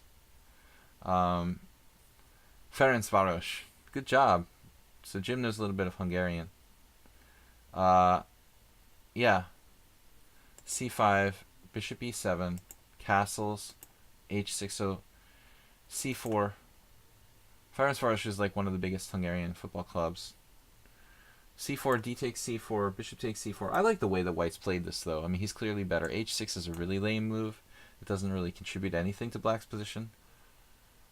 But it's still a little hard now that his pawn's pushed up to c5 to break open the position. I mean, how are you going to break open the position? The ultimate would be to play like e4, e5, secure the d4 pawn, and then maneuver your knight like knight d2, knight e4, knight d6, spatially crushing his face, That's what I would literally try to do here, if I had time. Probably want to shut down his counterplay with something like rook d1. Just deny him any kind of counterplay. No bishop a6 trading bishops. Just shut down any kind of e5. And you might have other interesting ideas, though. Let's see what he did. Yeah, rook d1 I like a lot, Nils. This is a quality move. Bishop b2 is okay. But maybe, it's not necessary. Like, just do e4. I think something like e4, e5, queen e4. I don't know how many times I've done this routine. Where you do e4, e5, queen e4, and then you've got bishop d3 with the battery mate against h7, followed by also the threat of queen g4 transferring over here and doing like brutal things with bishop takes h6. So literally, I think that e4 here looks really, really good. So Nils plays bishop b2 instead. And you see with e4, you actually open that bishop. Nothing wrong with what Nils did, but what's the plan? He's playing on the queen side, just grabbing some space. This move may actually make black's position worse rather than better. That's what basically just happened. Black made it worse. I think we're seeing the plan, Then black played b6, which we didn't expect, but at least it keeps white busy from executing his plan. I was thinking queen a2, maybe to just kind of take a look at that diagonal.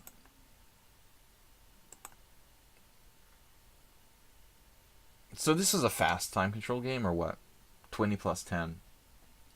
He psyched him out, forced him to go to the correct square, and then black gets in this exchange of bishops, which saves him, essentially. Did we have another move there? Can we take on... No. Alright, never mind. So black got away with something. He traded off his bad bishop, you know, managed to hang a piece without getting it taken. But Nils said, don't worry about that. All right, we're not focusing on that little tactic. But basically, Nils let him out of the bag. I think the key moment was when you played bishop b2, you should have played e4, e5, and just stepped on his face in that position. And there's just no, you know, there's no anything. I mean, it's deadly, dude. I think he's just dead. Knight d5. It's a little ugly structurally to have like e4, c5. I mean, e4, e5, and d4 and c5. But then imagine knight d2. I've done this so many times to people. Bishop e1. White has a tiny advantage now instead of a big advantage. But black played what? What kind of move is rook to d6 here? He's protecting his pawn. Forget about the pawn, I guess. You know, just bag it. I mean, can you play c5? What's the best move? Is this the best move? Yeah. I mean, rook d6 is like awful. You know, that's just ugly. Queen f3 here. Good positional play by Nils, though. He's just grinding. Now you pulled back, but why? Why pull back here? Your knight's on a good square. What's the next process? Well, black is threatening maybe c5. Another hesitating move.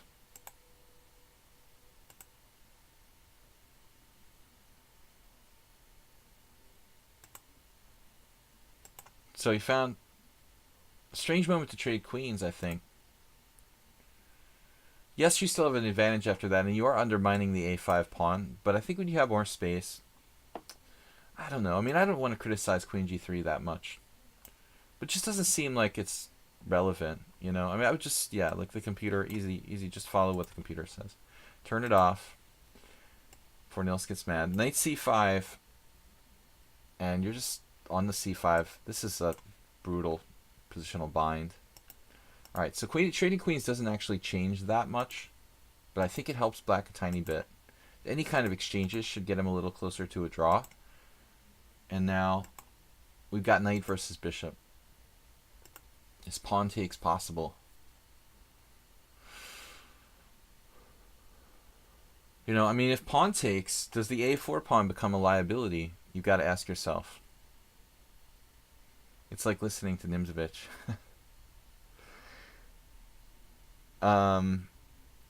It's a graphic kind of wrestling sort of reference. WWF meets chess. I don't know. Bishop takes b4, bishop takes b4, g4.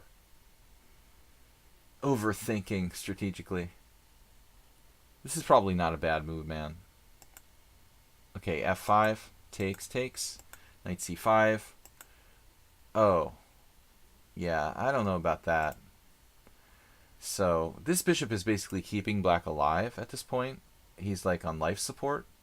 And I don't think that trading it off is going to help things too much. So, it looks like he should play rook e7 or something like that. Maybe black can hold on in this position if he defends really, really well. But after this, I mean, it just simplifies so much to white's favor. You know, it's like, oh, two pawns are hanging. Now your only move is rook d5, which, by the way, loses all your pawns. So it's like over, dude. Just take and rook b5, isn't it just over? Is there some sort of realistic counterplay after rook takes d5, pawn takes d5, rook b5 here? Because I don't really see it. I mean, f4, we could just ignore that. Let's say f4, rook takes, I don't know, d5, maybe check, king h2, pawn takes pawn, rook here, rook takes a5, rook takes e3. This is the best black can do. Maybe reach some sort of position like this where it's very murky, but a pawn down. I mean, I guess this isn't a lock. But is there a better move? You could just play like rook c1.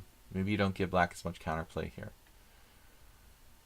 I think it's over after rook c1. Yeah, that was suggestion. Actually, Infinite Flash picked this before he maybe subconsciously suggested it to me. But this is really good. Yeah, this is awful for black. Looks terminal. Rook takes. Then again, probably f4. You know, just trying to create some sort of counterplay. And then, I mean, anything wins, like d5. Alright, guys. Anyway, Nils did it his way. Actually, his opponent helped him by playing rook takes c5, rook takes c5, g6. Again, f4 only chance. King f1. Yeah, I kind of like that move. But don't be too fancy here. You know, get your booty. Get your booty, man. Just get your booty. And now king c2, rook, maybe rook b4 there. Well, this is over now. So black can still hang on. I mean, h5 is like, what kind of move is that? What does that do? h5? Looks like the only thing he could do is maybe like rook b4 here. Thanks, guys, for just supporting the stream. Astrobate, charity donations. Thanks, everybody. I'll see you tomorrow, by the way. We have another stream coming, Fast Friday, 5+3 Blitz, 12:30 ET tomorrow. I'm not sure black can hang on either. I mean, Rubinstein would make short work of pretty much anybody here. h5 not helping the matters. And yeah, that's it. I think that's it. Game over. After rook g7. Looks over to me. Too many pawns. And now it's a technical win. 4 against 2.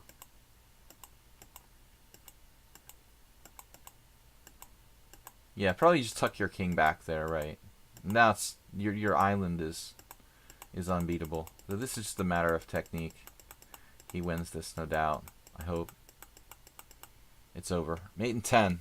Alright, guys, I'm gonna just step out of the room for a second. We're gonna come back with the next stage. So we've got 1, 2, 3, 4 or 5 more games left.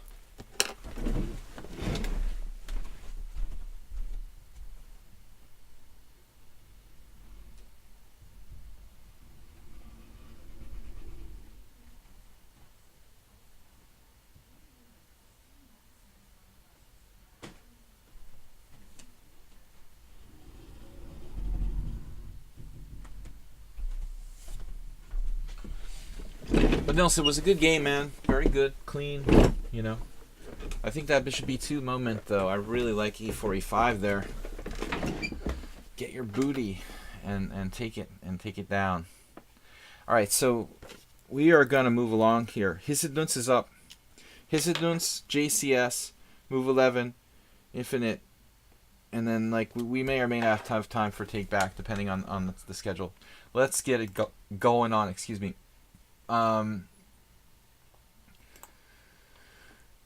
Hissedunz, if you have time, take a look at this game tonight. First game in the study.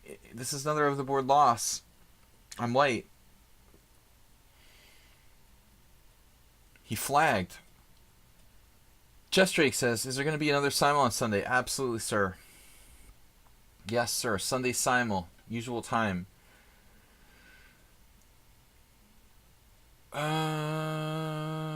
We are looking at this game. I'm white, he said. But I hope this is the right game. First game in the study, he said, right? Yeah. Alrighty. Alright, so Hissedunz is white here. d4, d6, knight f3. Yeah, it's a good way to try to get a complicated, weird position. To try to get people who play knight f3. I thought about playing this myself, even though I'm a knight f3 player. There's just not too many ways for black to play against knight f3. Okay, I'm thinking more about like move 1, you know, playing knight f3, d6, and then bishop g4 by transposition. But anyways, so bishop g4. You played it as once as black. Okay, against FM Neiman. I think I remember that guy. FM Neiman. who was kind enough to analyze after slaughtering me. On that day, I learned that almost all the pawn moves I was considering were weakening. So basically, there's all different approaches here. E4, C4, E3, knight BD2, whatever you want. E4 is the most principled, isn't it? The most aggressive. Although, I think it's kind of weird for a player who opened with D4, necessarily, to transpose. A lot of people don't feel comfortable with that. Knight on BD7. Probably, I was going to say probably not the most common, but it is quite common. I've seen C6. We had a game similar to that earlier. Knight F6, obviously, attacking the E4. I mean, who played this with black? Like, Julian Hodgson was an old one. He used to play this type of system. It's called the Wade defense, right? R.G. Wade. I had the fortune of actually meeting R.G. Wade, and he was kind enough to let me see his chess library. He was an editor for Batsford. He actually had like the second largest chess library in Europe, maybe in the world. That was really amazing. I never saw so many chess books in a house. E4, knight D7, H3 now. Yeah. So I don't know. H3 is okay. Looks like it's the main move. But I wouldn't mind just developing pieces here. C4 instead of E4, of course, is fine. Yeah. I mean, I think bishop H5 is more testing. You know, taking on F3 is pretty wimpy. It's more solid for black, but also more passive. Percy Hepworth says the fact that Julian Hodgson played it should be enough to put you off. Well, honestly, you know, I've played this bishop G4 in Blitz and stuff, and I've never really felt fully good about it when I play it. Yeah. Knight C3. Well, it's kind of like a reverse Trompowsky, so it makes sense that Hodgson would like to play it. E6, bishop E3, now C6. And that's kind of a standard setup. Putting all the pawns like in the earlier game we looked at. I've done stuff like this in Blitz, though I don't feel like I really know what I'm doing. It is important to think about the fact that white, it's not a queen pawn opening. White hasn't played C4. So I'm not sure these like queen B6 type of things are as effective as they might be in a queen pawn situation. White could just play like rook B1. Possibly even sacrifice a pawn. Alexander Ivanov used to play a version of the modern defense, you know, where you do something like queen b6, and people would sack pawns, you know. Queen d2, queen takes b2, rook b1. Though if White could recapture on b7, he'd probably have a good game. Anyway, so this move seems strange to me. I understand the motivation of the move, but it just doesn't seem right to me. So early to play such a move. Although it may be critical. Maybe it's critical. CD5, ED5. We're going to get great judges. Maybe we're going to get great judges. E5. We're going to get some good... I'm sorry, I'm getting political. Just joking. I don't know. It sounds like I'm talking like a politician or something. E takes d5, e5, absolutely. He said here I was not too happy, but let's take a look. I mean, I wouldn't be surprised if d5 is a good move for White, even though it seems kind of weird. There's no games in the database here. Wow. But actually, we left book earlier, which is shocking. Or did we? Oh, you just did an enable opening table base here in your study. All right. You absolutely didn't... came out of nowhere. I just tried to be like Donald Trump for a minute, but it didn't really. It fell flat. I couldn't really get my groove on comedically. So, bishop e3, e6. It's not exactly a hedgehog, but yeah, I agree, Mr. Saban. Like playing against the hedgehog is extremely hard. It's harder for the guy with more space. Kasparov versus Oblitas. Where did that come from, move 11? Carlo Magno, Oblitas of Peru. A relatively unknown international master who I know about. So h3, bishop h5, knight c3, e6, bishop e3. I guess that Hissodinus just turned off the Opening Explorer here in his study, so we can't actually see what the moves are. Oh, he's got it in here. So move 11 is like reading the microscopic print. Kasparov's choice in Simul Game, Kasparov versus Oblitas. Lima 1993. No doubt. Oblitas was obliterated. Obliterated. That's got to be from like chessgames.com or something.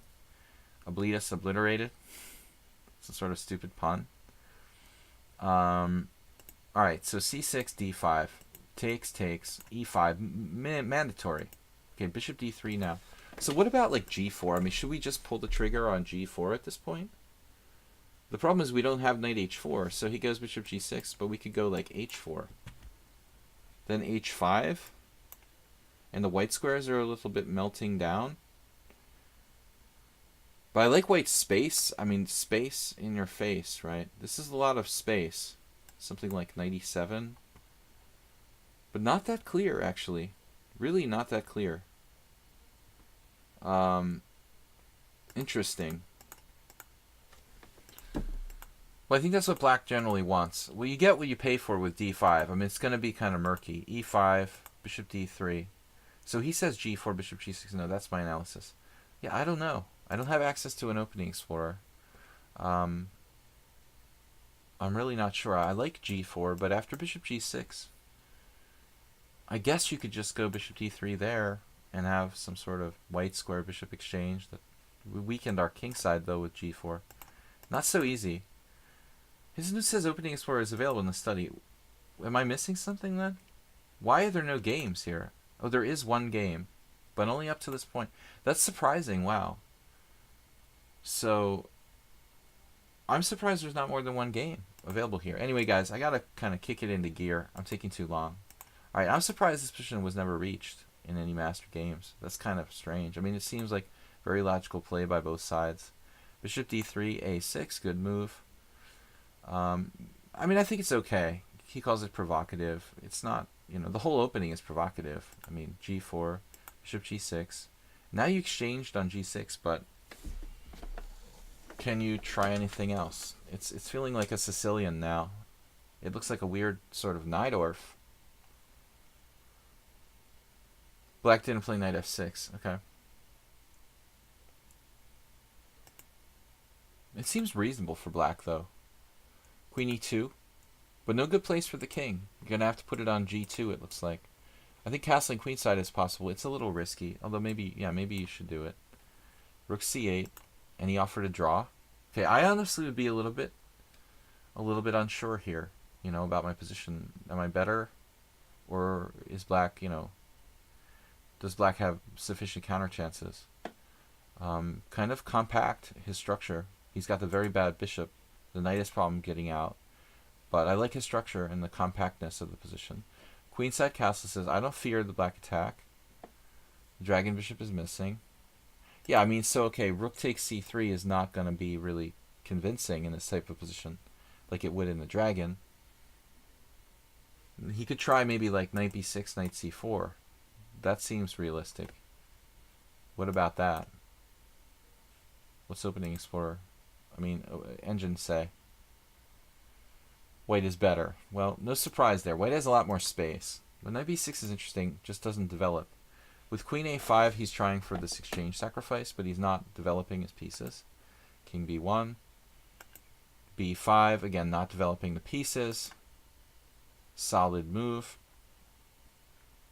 Also giving us the possibility of opening the position with f4. Also, there's knight b3. Opening the said position. Opening of said position. So here, what do we do? Now b4 is a threat.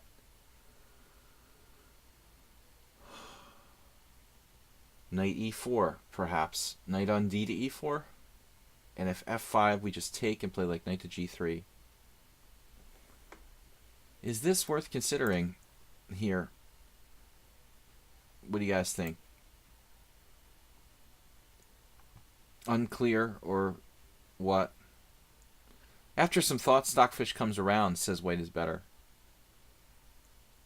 See, I think the key is like to be a little bit like thoughtful about the long-term ramifications of this. Probably you rejected it because of f5, but in reality, like, I'm not so sure that this is good for him. You know, even if you just play knight g3, I mean, this type of thing starts to look a little bit creepy for black. He's got the king, not altogether that safe in the long run.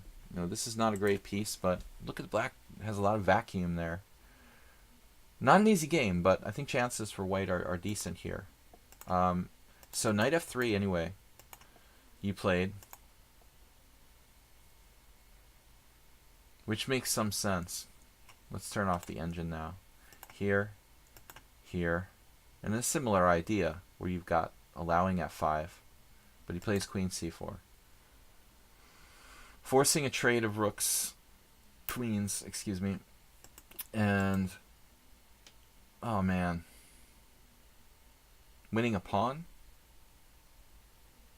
It's like the Sicilian. All endgames are bad for white in the Sicilian because he's like overextended. And I was saying how he's more compact. This move saves you. So then I guess it's not so bad.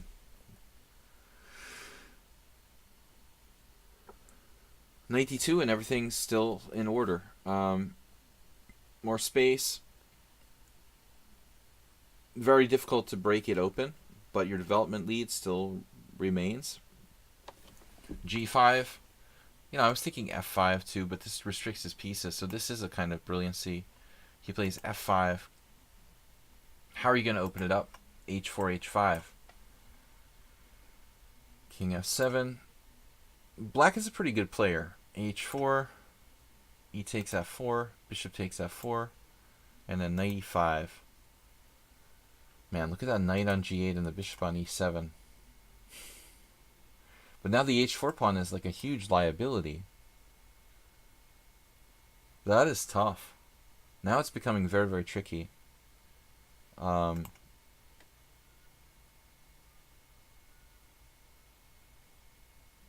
took here.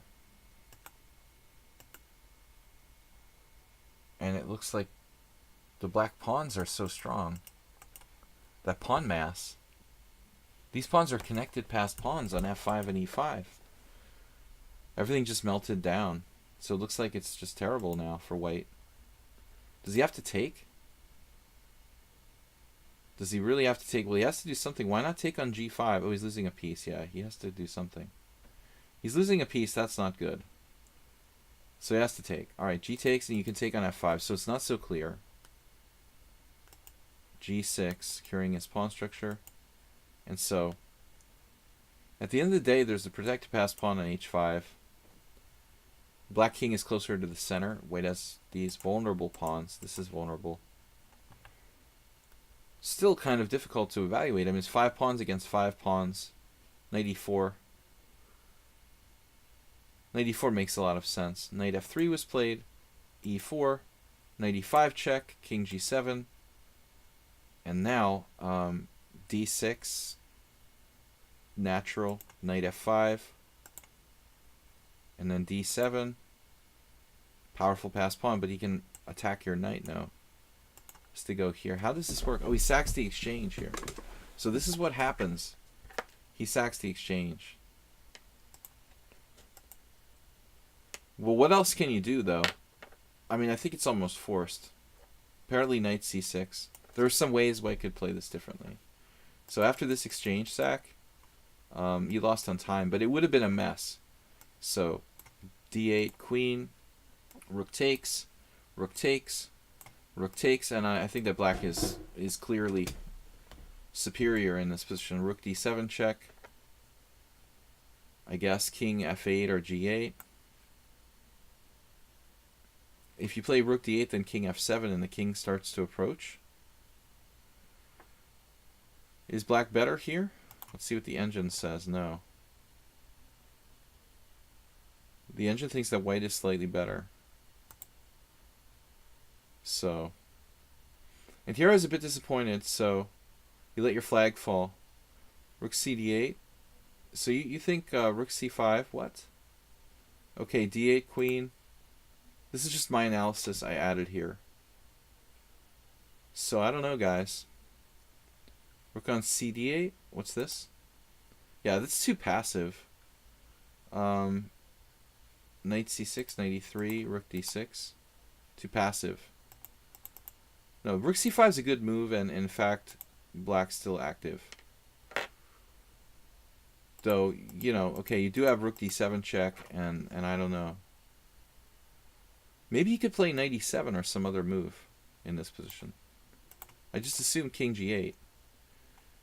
Stockfish says king f8 instead of king g8. Not getting stuck in the corner, and it's equal. Alright, he said, that's an interesting game. Alright, guys, we have like 30 minutes left in the stream. I'm going to try to do the rest of the games. It's a shame he lost on time there. JCS and Move 11 are up next. Turtle up, man. Turtle up. Black's going to turtle up there. Very solid turtleneck type structure. We got JCS up. Can you pretend you're playing a tournament game and use the position from the study to completely verbalize your thought process? Evaluation, direct threats, calculation variations. It would be good for the group to see exactly how a strong master thinks. Alright, so this is just the position.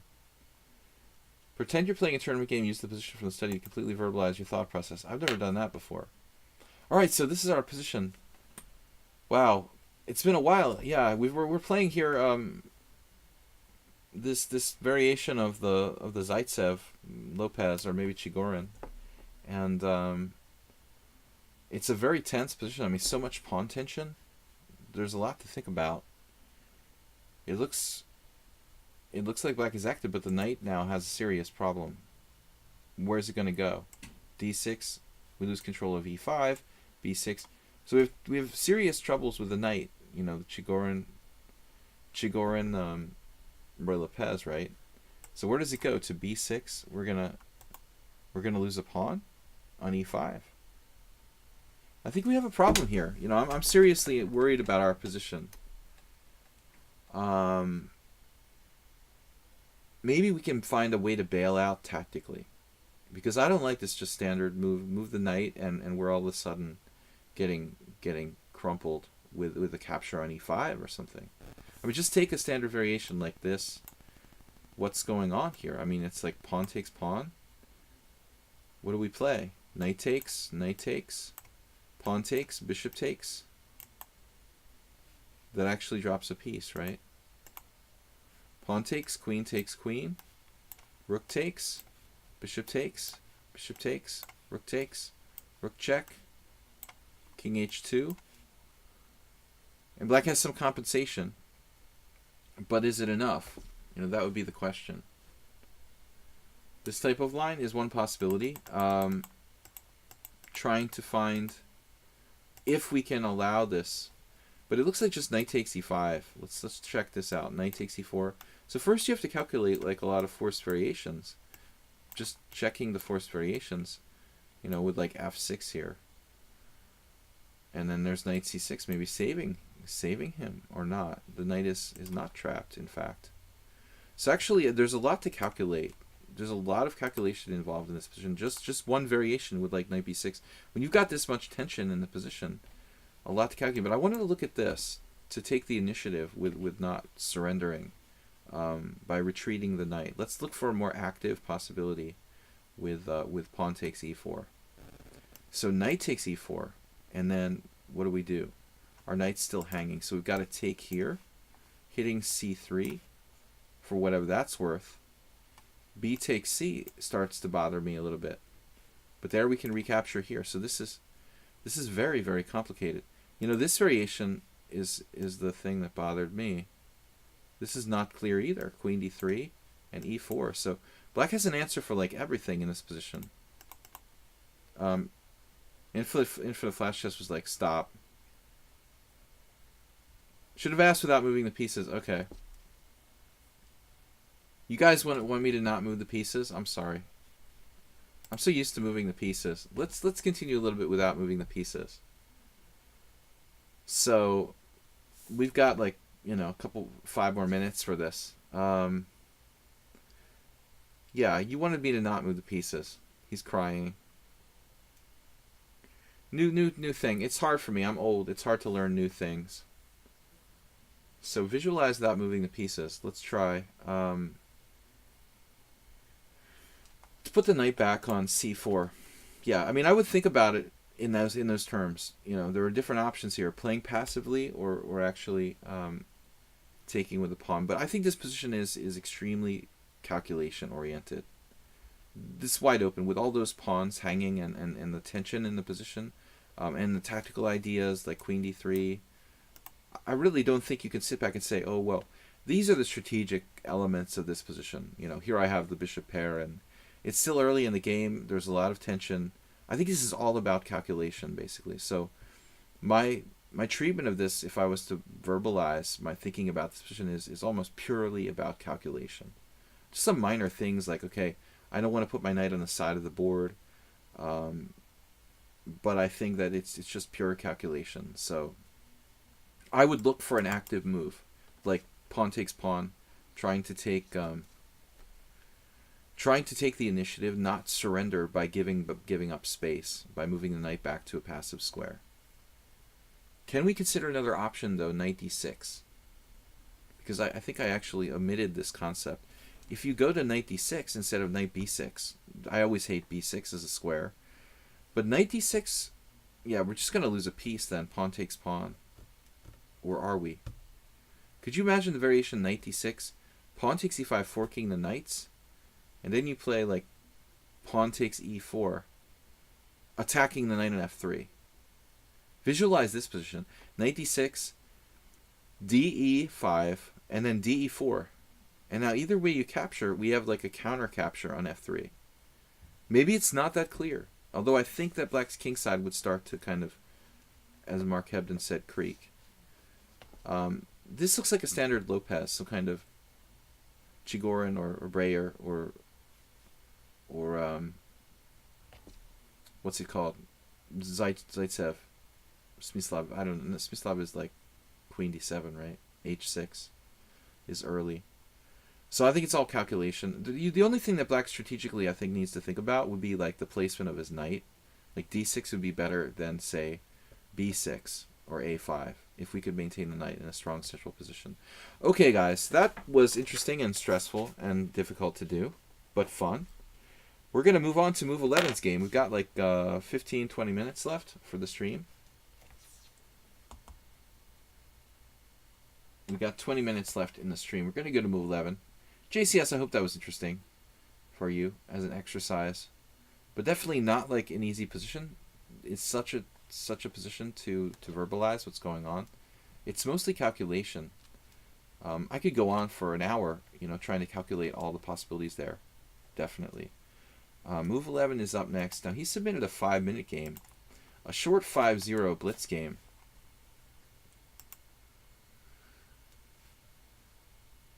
With a lot of analysis. So this is subscriber stream. Okay, it's MT versus MH. So MT is our hero playing white.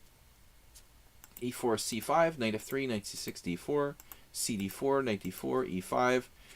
The Kalashnikov, or maybe... Oh, JCS, that was Stein versus Reshevsky. Interzonal, 1971. I have a book here, but unfortunately this is too old school. It's Reshevsky's Best Games of Chess.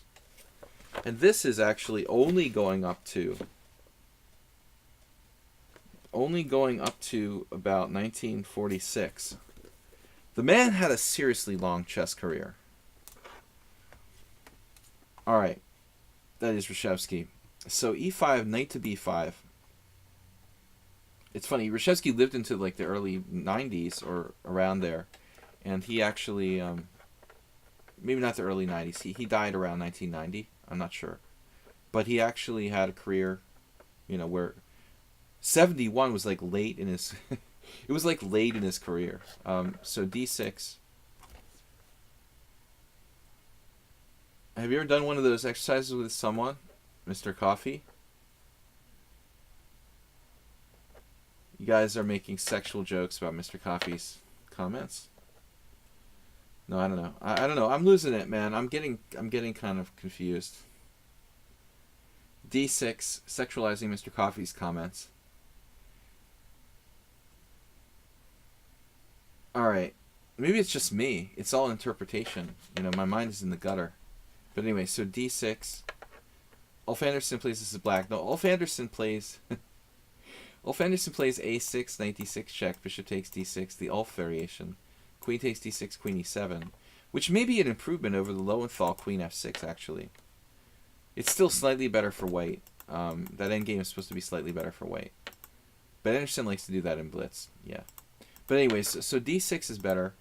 Knight O1 to C3. The other approach is C4, which is the positional Marazzi style approach. Mr. Coffee, I was actually asking if JCS has ever verbally analyzed a position like that with a coach or something. Yeah, I mean, I think it's an interesting exercise in all seriousness. I think it's good for you. It's good for you to think and exercise and analyze and to force yourself. It's a kind of way to trick yourself into analyzing without actually playing, which is good. I mean, I think the benefit of tournament chess is that it forces you, long games, is that it forces you to analyze critically. If you can find other ways to analyze critically, you're going to improve your game. But that's the trick, how to make yourself really analyze critically. So anyway, move 11. You played knight O1 to C3. Give me the opening explorer, please. I have a hard time playing this. I have a hard time playing the Kalashnikov. So maybe I should just play this. I mean, what happens is we're transposing to a Sveshnikov, right? I mean, you're allowing Sveshnikov transposition. That's the thing that's on the table here. Otherwise, you have to think of something else. So you got to play C4. Or maybe A4. I don't know much about A4. Quick question regarding the last game as black. I just wanted to play the Borisenko version in the Spanish. I don't know exactly what that is, the Borisenko. You need to talk to some kind of expert on the black side of the Spanish. I'm not an authority there. More on the white side. So knight L1 to C3, transposing to Sveshnikov if black plays knight F6. Instead he plays A6, staying in the realm of the Kalashnikov. So knight A3, B5, and I don't know this too well either. This is normal though, knight D5, and this looks normal too. Knight on G to E7. Now C4, bishop G5, C3, all these Sveshnikov type of moves. It's a Sveshnikov where the knight's on E7 instead of on F6. So kind of original. Let's see what move 11 does here. That's a Karyakin-Shirov game. C4. This looks familiar. It's supposed to be like knight D4. I remember this. Hold on a second, guys. I gotta come right back. I gotta catch something.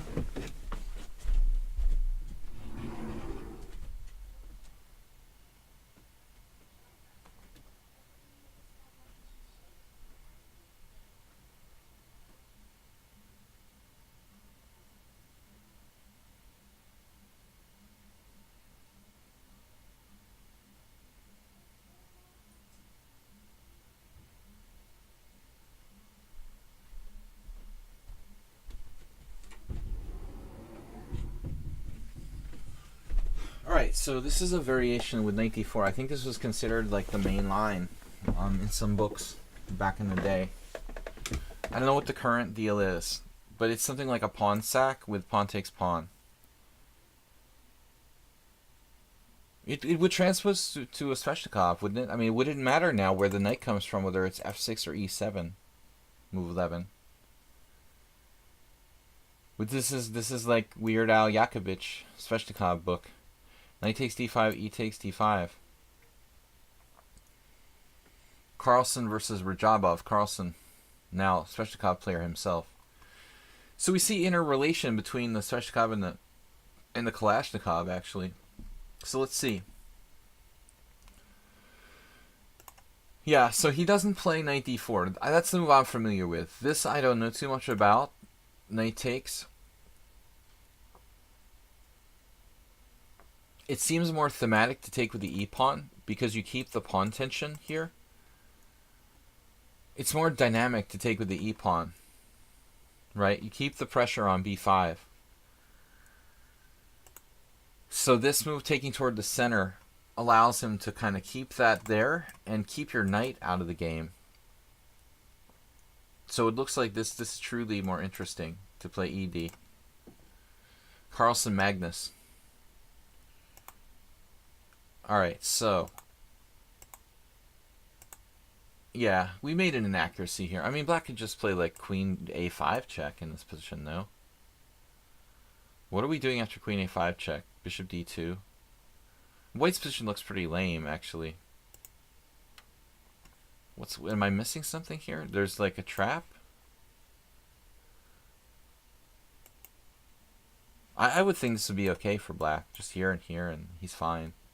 Should be more or less fine. Maybe it's equal. Approximately equal. So instead, bishop e3, black just plays g6. Huh. And this is also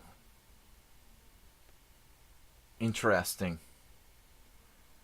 A different approach, sacking a pawn.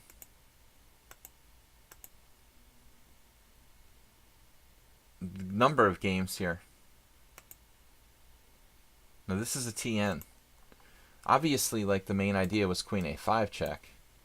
The thing is, you got to be willing to play. You got to be willing to play an endgame down a pawn, and I think for a lot of people that's hard to stomach, especially for low-rated players.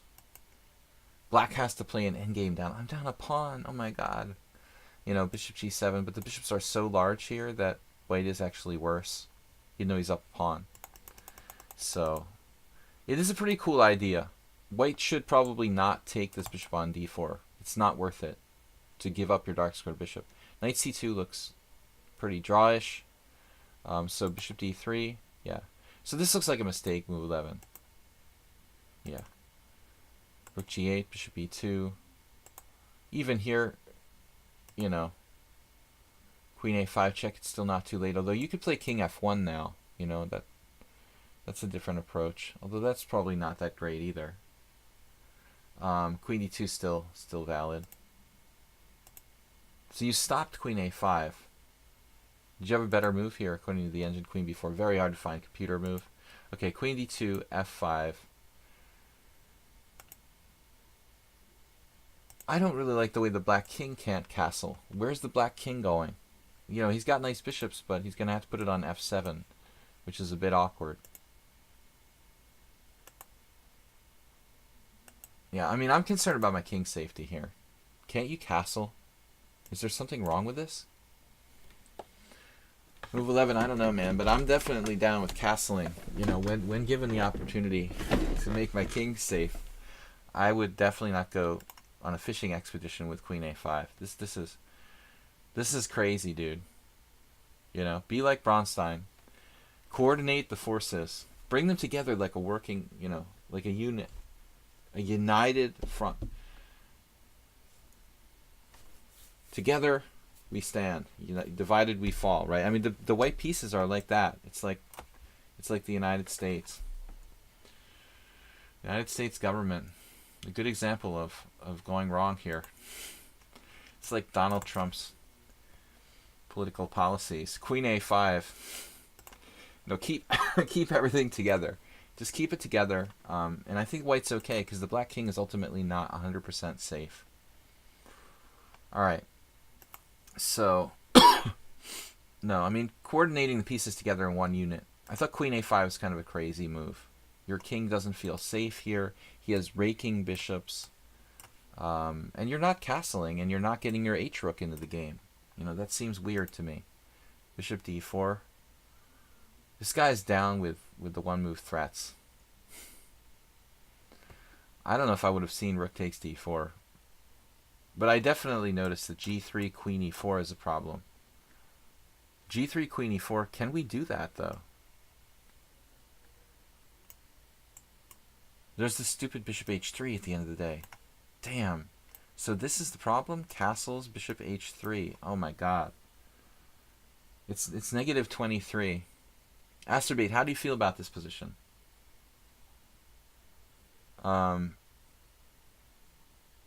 Stockfish is slowing down the stream. All right.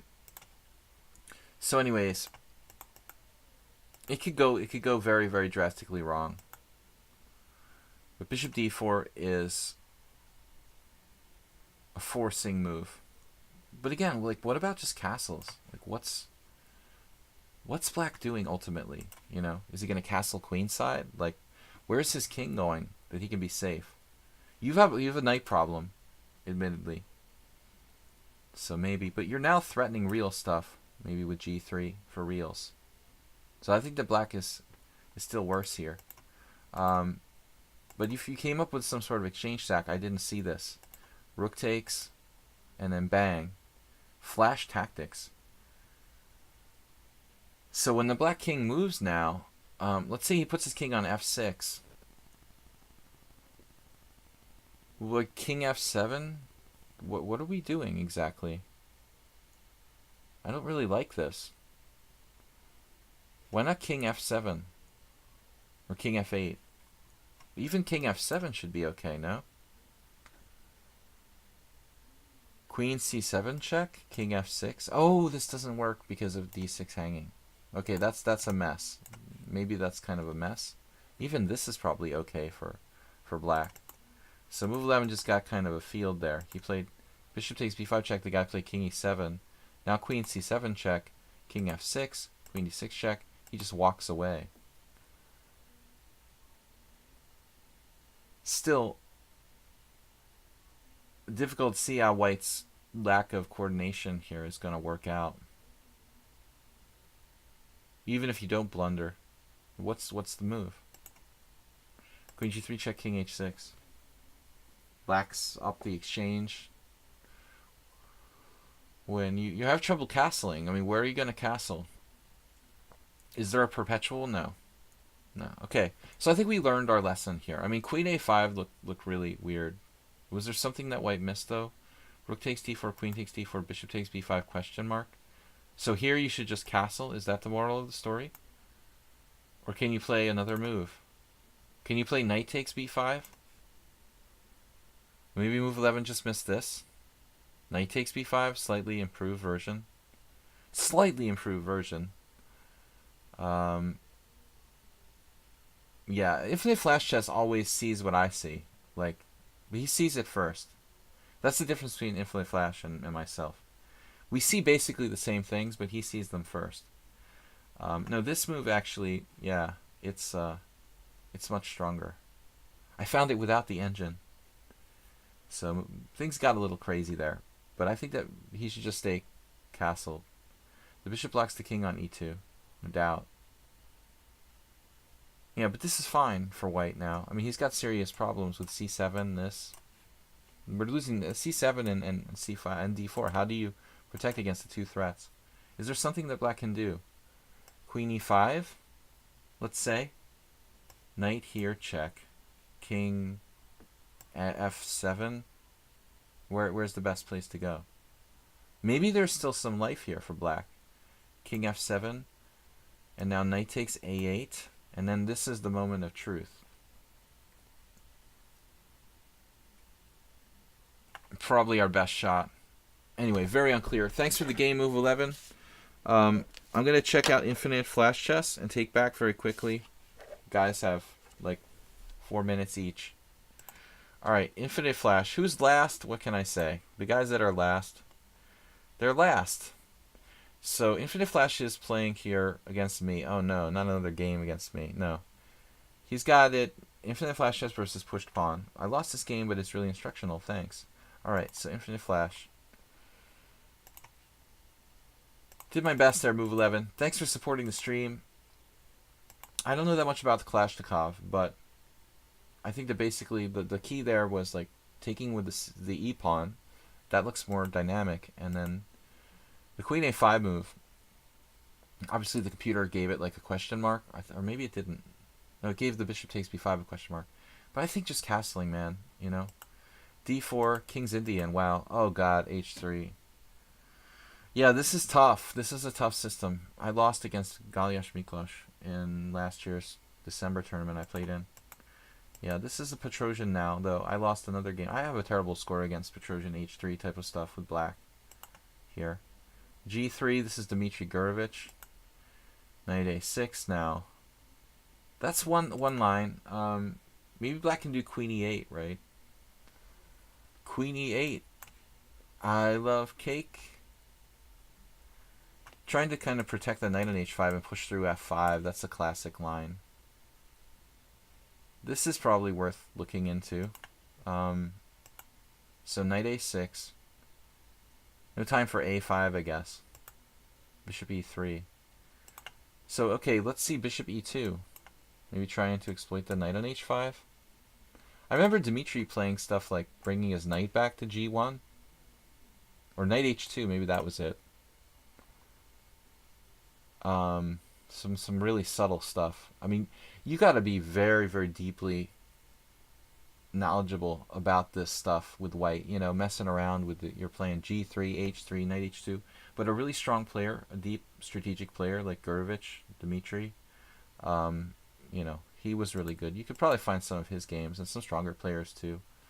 Thanks, guys, for supporting the stream. Anyways, let's see what happens. So knight a6, bishop e3, f5. This is more of a sharper position now. There's a Hikaru getting crushed by... Wait, didn't Hikaru lose to Kramnik in this type of line? What's the Hikaru-Kramnik game? Kramnik-Hikaru. You know, there was a really ugly game where Kramnik just smashed him. But it was a knight going somewhere else. That knight went back to d7 or something. This is cool, though. This is cool. Apparently theory, f4, queen takes h5. So this is a blunder. You have to go back to f6. Interesting position, very dynamic and unclear. Looks like a lot of fun for both sides. So he makes a mistake, f4, queen takes here. Now the white squares are just like catastrophic. It looks like here, bishop d3, wow. Really romantic chess. e4, pawn takes pawn. So this is going to be epic.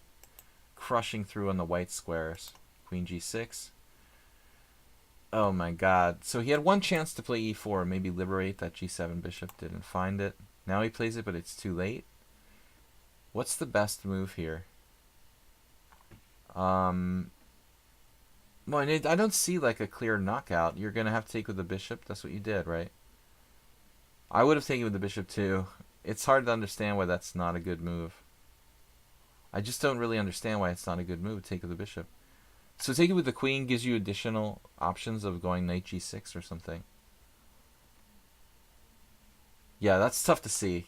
You know, that's really tough to see. I would have taken with the bishop as well. Queen f6, here check, here. Now, the only question is, can you mate black? It's not so easy. Nah, this is weird.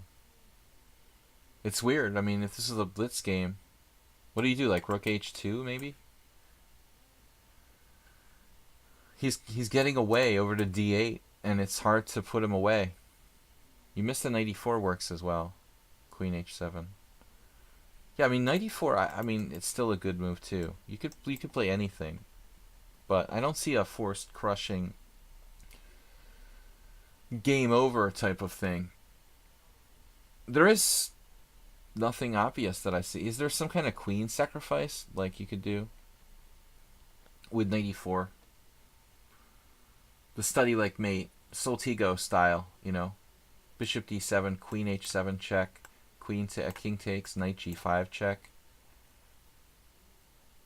King g8, bishop h7, check, king h8, and acerbate would be proud with knight g6. That's basically what we're playing for. Anyway, guys, I gotta go soon, so just a couple moves here. Queen h7, this was the game. Knight g6, rook e8. The white king still has to be a little bit careful, but it looks like we have rook h2 again. We'll have to watch for bishop h3 in those lines. Can we play rook h2? This is like a simpler way of trying to do it. Right. Simpler way of breaking through on the F line. And he loses. And he loses. But how? But how? Oh no. He sacks his queen. Oh man. We're all hoping for like bishop f5, rook f5, queen f5. What actually happens here? Knight h8? What actually happens here? That's really bizarre. I guess it gets pretty weird, like knight h8 check, king f6, knight e4. This isn't so good. Rook f1, oh my god. That looks strong. Strong enough to probably win the game. But anyways, a lot of fun stuff. Infinite Flash. We can count on him for fun game submissions. Bishop f5. It's like Nezhmadinov. And now Rook f1 question mark. Rook f4 check. Wow.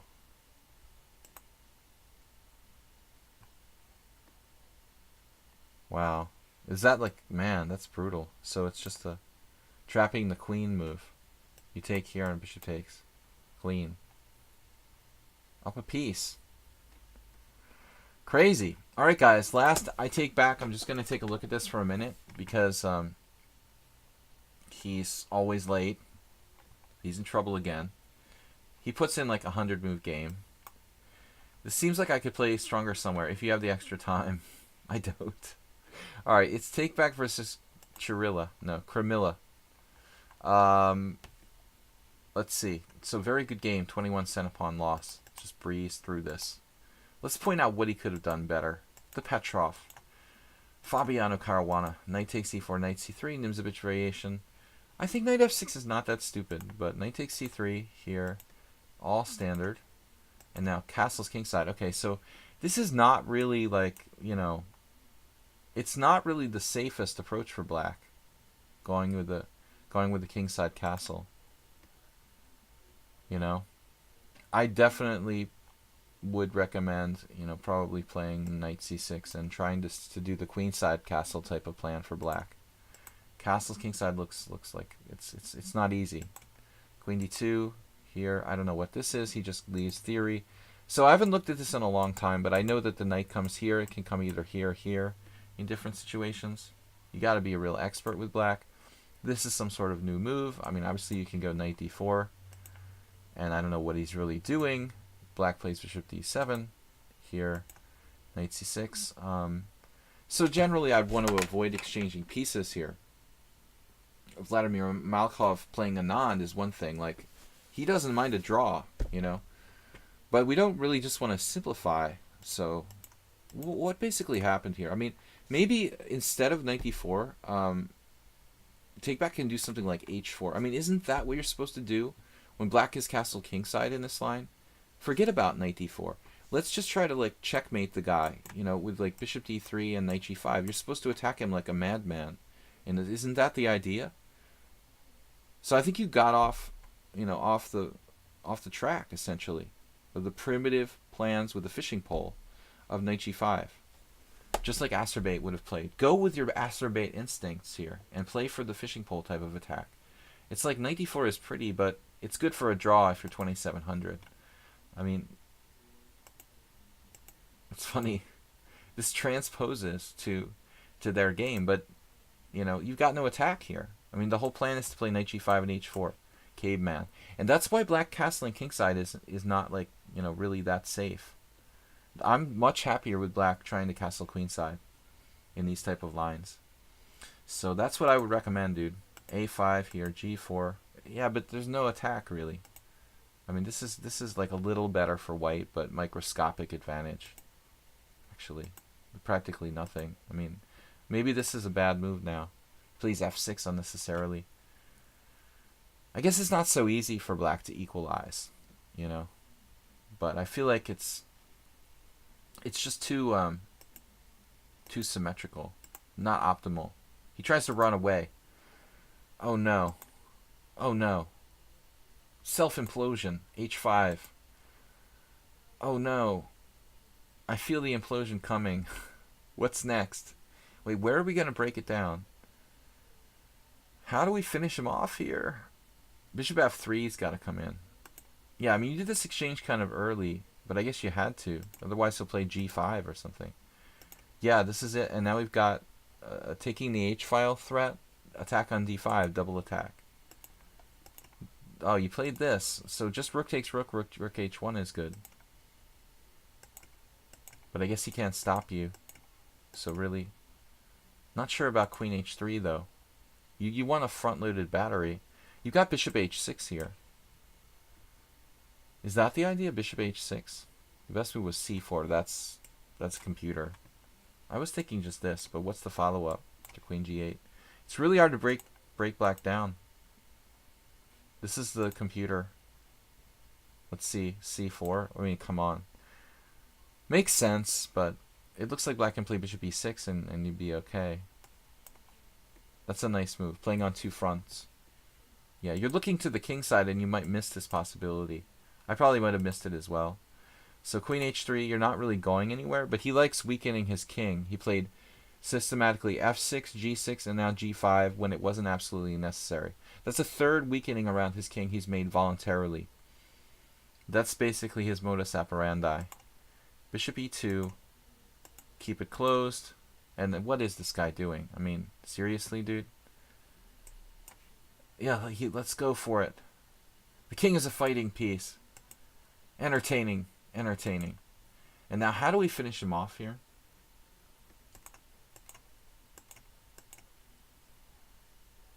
Oh, we're just gonna play what? Winning a bishop. Winning a bishop is good. Yeah. That's it. Alright, so I think it was interesting, but I would really recommend that you play like the aggressive type of approach with knight to g5 and h4 when this guy's going to castle kingside. I mean, that's the basic plan. And after that, it's like really hard for black to defend against a direct attack altogether. And there he's played like bishop e6. He's supposed to play like bishop g4 or something, and even that's not good for black, I think. So anyway, interesting game, guys. Classic variation Nimzovich system against the Petrov, but it's been heavily analyzed in the last years, and I think it's kind of lost a lot of its surprise value. So anyway, guys, that wraps it up. I'll be back tomorrow. It'll be 12:30 Eastern Time here, Fast Blitz. I'll see you guys then. Thanks JCS and Soltigo rating earlier. I enjoyed it, guys. A lot of fun, interesting games. We'll see you for Blitz tomorrow. Thanks again for the support and the subscriptions. Don't forget to check out my YouTube channel, Video Chess Training on YouTube. And I'll see you guys with the Pandas later. Bye-bye. Bye-bye. See you guys. Thanks again. Take care.